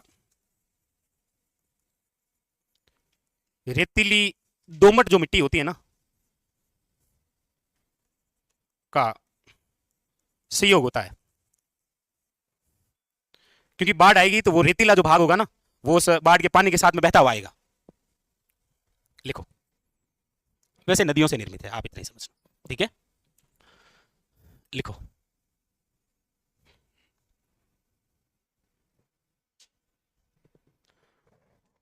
वो कई बार क्या होता है जयदेव, आप ऐसे गुस्सा मत करना ना, कई बार क्या होता है कि नेटवर्क प्रॉब्लम हो जाते हैं ना, तो उस वजह से भी हो जाता है। कई बार हमारा मोबाइल भी तो चलते चलते हैंग हो जाता है, इसका मतलब ये थोड़ी मोबाइल तोड़ दे।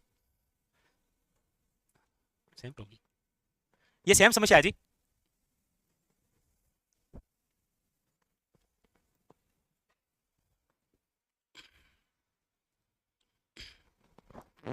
लिख लिया, आगे चलें। तो यहां पर इस मिट्टी के अन्य नाम हो गए, राज्य के कौन से क्षेत्र में है, और निर्माण। तीन बातें पता चल गई। अगली बात है वो लिखिएगा, इस मिट्टी के भी प्रकार हैं क्या, यदि हम देखें तो? हाँ सर, देख लो अपने हिसाब से। हाँ, कहाँ पर? ना ना, ये तो निर्माण में सहयोगी है। चलो कोई नहीं, आपको पता है लेकिन आप बता नहीं पा रहे हैं। बाकी आप में से ऐसा कोई विद्यार्थी नहीं है जिसको ये पता नहीं होगी ये मिट्टी कितने प्रकार की है। सोचो तब तक आप। और यस, शाबाश, ओके। लिखिए विशेषता, पहले विशेषता लिख लेते हैं। अच्छा, विशेषता में यदि कभी पूछा जाए कि इसका जो रंग है जलोढ़ मिट्टी का वो कैसा होता है, जलोढ़ मिट्टी का रंग कैसा होता है? कभी नदियों की मिट्टी देखी है क्या? इधर से ऐसे गए नहीं है कभी सर नदियों के पास में? फिर तो पता होना ही चाहिए ना। जलोढ़ मिट्टी का जो रंग होता है वो होता है हल्का भूरा लाल। ये कौन सा होता है? हल्का भूरा लाल होता है, नहीं आप? हाँ। हल्का भूरा लाल होता है जलोढ़ मिट्टी। लेकिन जब इसमें कायांतरित चट्टानें आ जाती है ना, तो फिर वो प्रोपरी लाल मिट्टी बन जाती है, जो कि दक्षिण में है। हल्का भूरा लाल रंग होता है इसमें। दूसरी बात देखो, इसमें इसमें वैसे नाइट्रोजन की तो कमी होती है।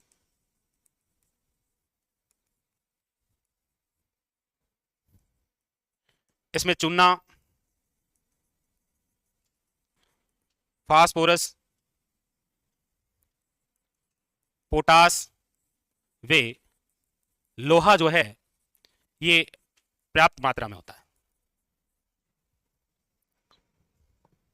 चूना, फास्फोरस, पोटास और लोहा जो है वो क्या होता है, पर्याप्त मात्रा के अंदर पाया जाता है इसमें। तो काली और जलोढ़ दोनों में किसकी कमी है, ध्यान रखना। आजकल वो आते हैं ना कथन वाले, उसमें यही लफड़ा करता है वो। अच्छा इस हाँ हाँ, नहीं उसमें तो फिर पूछने का तरीका हो जाएगा ना उसका अलग। ऐसे तो काफी सारी में होगी, लेकिन ये दो खास याद रखनी होती है। इस मिट्टी के अंदर वैसे याद रखिएगा, लिखो राज्य में सर्वाधिक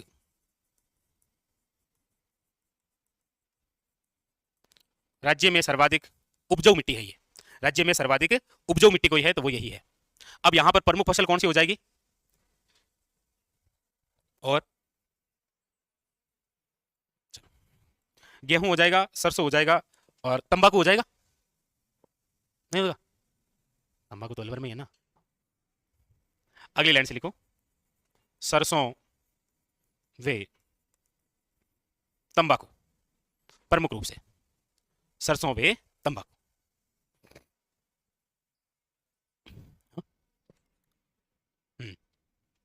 सेकंड नंबर पे क्यों है राजस्थान, पहले पे बाजरा प्रदेश और सरसों प्रदेश टॉपर है। हाँ, इस दोनों में टॉपर है। तो सरसों से तो संबंधी देख लो ना, अनुसंधान केंद्र भी कहां पर है?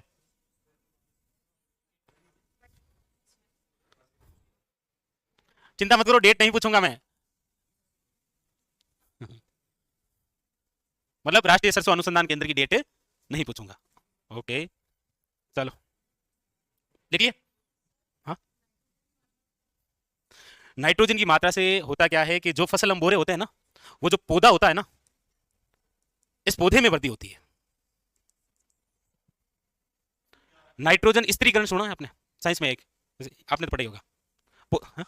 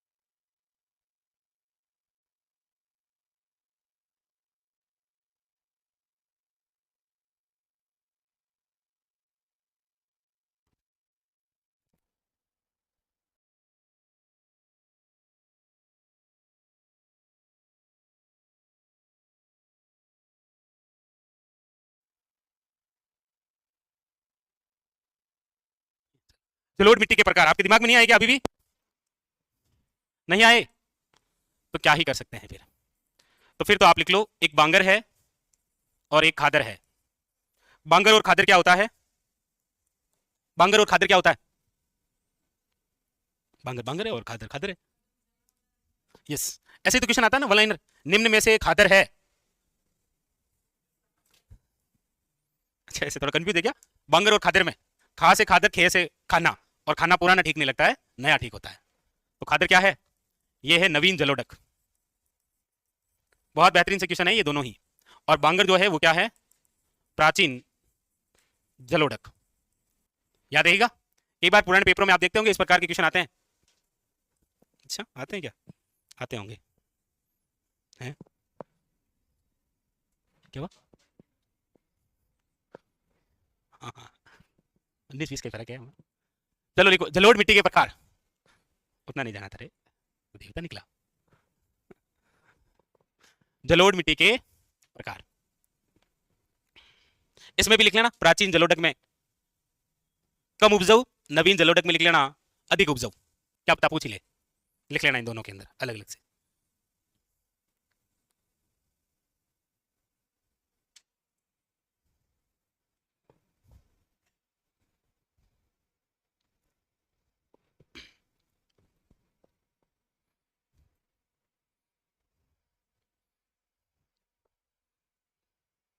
लिख लिया? चलिए आगे देखिएगा। यहां पर हमने जो मिट्टी पड़ी है वो कौन सी है? यहां पर जो हमने पड़ी है वो कौन सी है? यहां पर हमने पड़ी है वो कौन सी है? अब यहां पर है आपके, ये भाग क्या है? अरावली।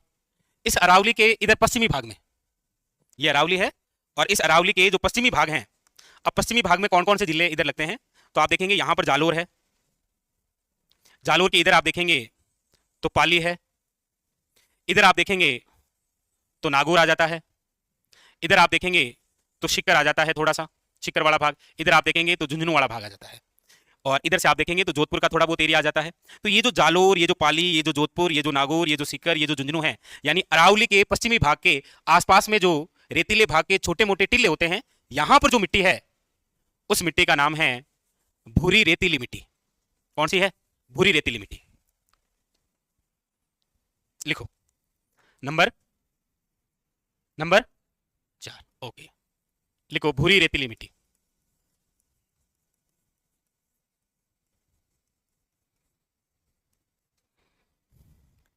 भूरी रेतीली मिट्टी।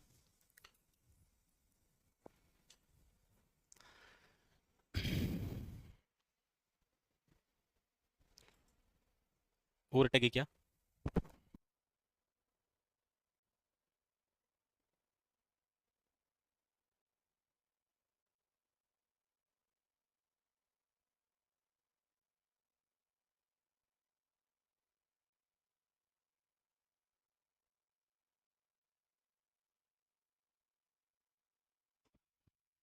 बिल्कुल, अरावली के सारे सारे है ये। इधर तो फिर वो रेतीली हो गई ना, प्रोपरी। हाँ, इसे बोलते हैं आप धूसर मरुस्थलीय मिट्टी। इसका अन्य नाम क्या है? धूसर मरुस्थलीय मिट्टी। इसी को आप कहते हैं सीरोजम मिट्टी। क्या कहते हैं? सीरोजम मिट्टी। इसे ही आप कहते हैं ग्रे पेंटेट मिट्टी, पेटेंट मिट्टी। तो कई बार यदि क्वेश्चन आ भी जाए कि सीरोजम मिट्टी निम्न में से किस मिट्टी का अन्य नाम है, तो अच्छा क्वेश्चन है ये, भूरी रेतीली मिट्टी। ठीक है, फिर बात करते हैं इसके निर्माण की। तो निर्माण जो है वो तो आ जाए तो वो है आपके किसे? बलुआ पत्र। क्योंकि ये जो अरावली का आसपास का जो एरिया है ना, यहां पर रेतीला और बलुआ पत्थर, ये जो मिट्टी बनेगी इसे आप क्या बोलेंगे? सिरोजम मिट्टी, यानी कि भूरी रेतीली मिट्टी। अच्छा, इसका रंग क्या हो जाता है? भूरा रंग कैसा हो जाता है? इसीलिए ये मिट्टी कौन सी हो गई? भूरी रेतीली मिट्टी। रेतीली मिट्टी थी, अरावली की बिल्कुल सटीक आ गई, और वहां पर बलुआ पत्थर की वजह से उसका रंग जो है वो कैसा हो गया? भूरा। तो एक नई मिट्टी का रूप है जिसका नाम है भूरी रेतीली मिट्टी। इसके क्षेत्र की आप बात करेंगे तो आप लिखेंगे, लिखो अरावली का पश्चिम भाग। कौन सा? अरावली का पश्चिमी भाग ये। वैसे अरावली के पश्चिमी भाग में टोटल कितने जिले आते हैं?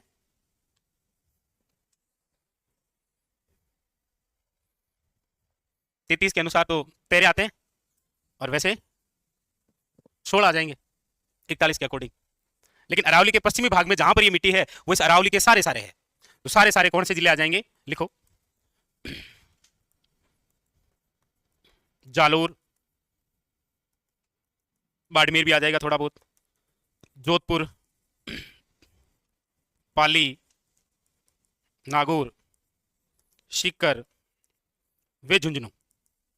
चूरू नहीं आएगा इसमें, ध्यान रखना ना, चूरू दूर रह जाता है ना।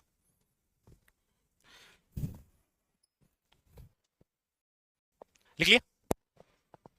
अब लिख लो विशेषता। विशेषता हालांकि क्या ही लिखे, जो रेती लिखी है वही है, बट एक दो विशेष बात है वो हम लिख लेते हैं। विशेषता में लिख लीजिएगा,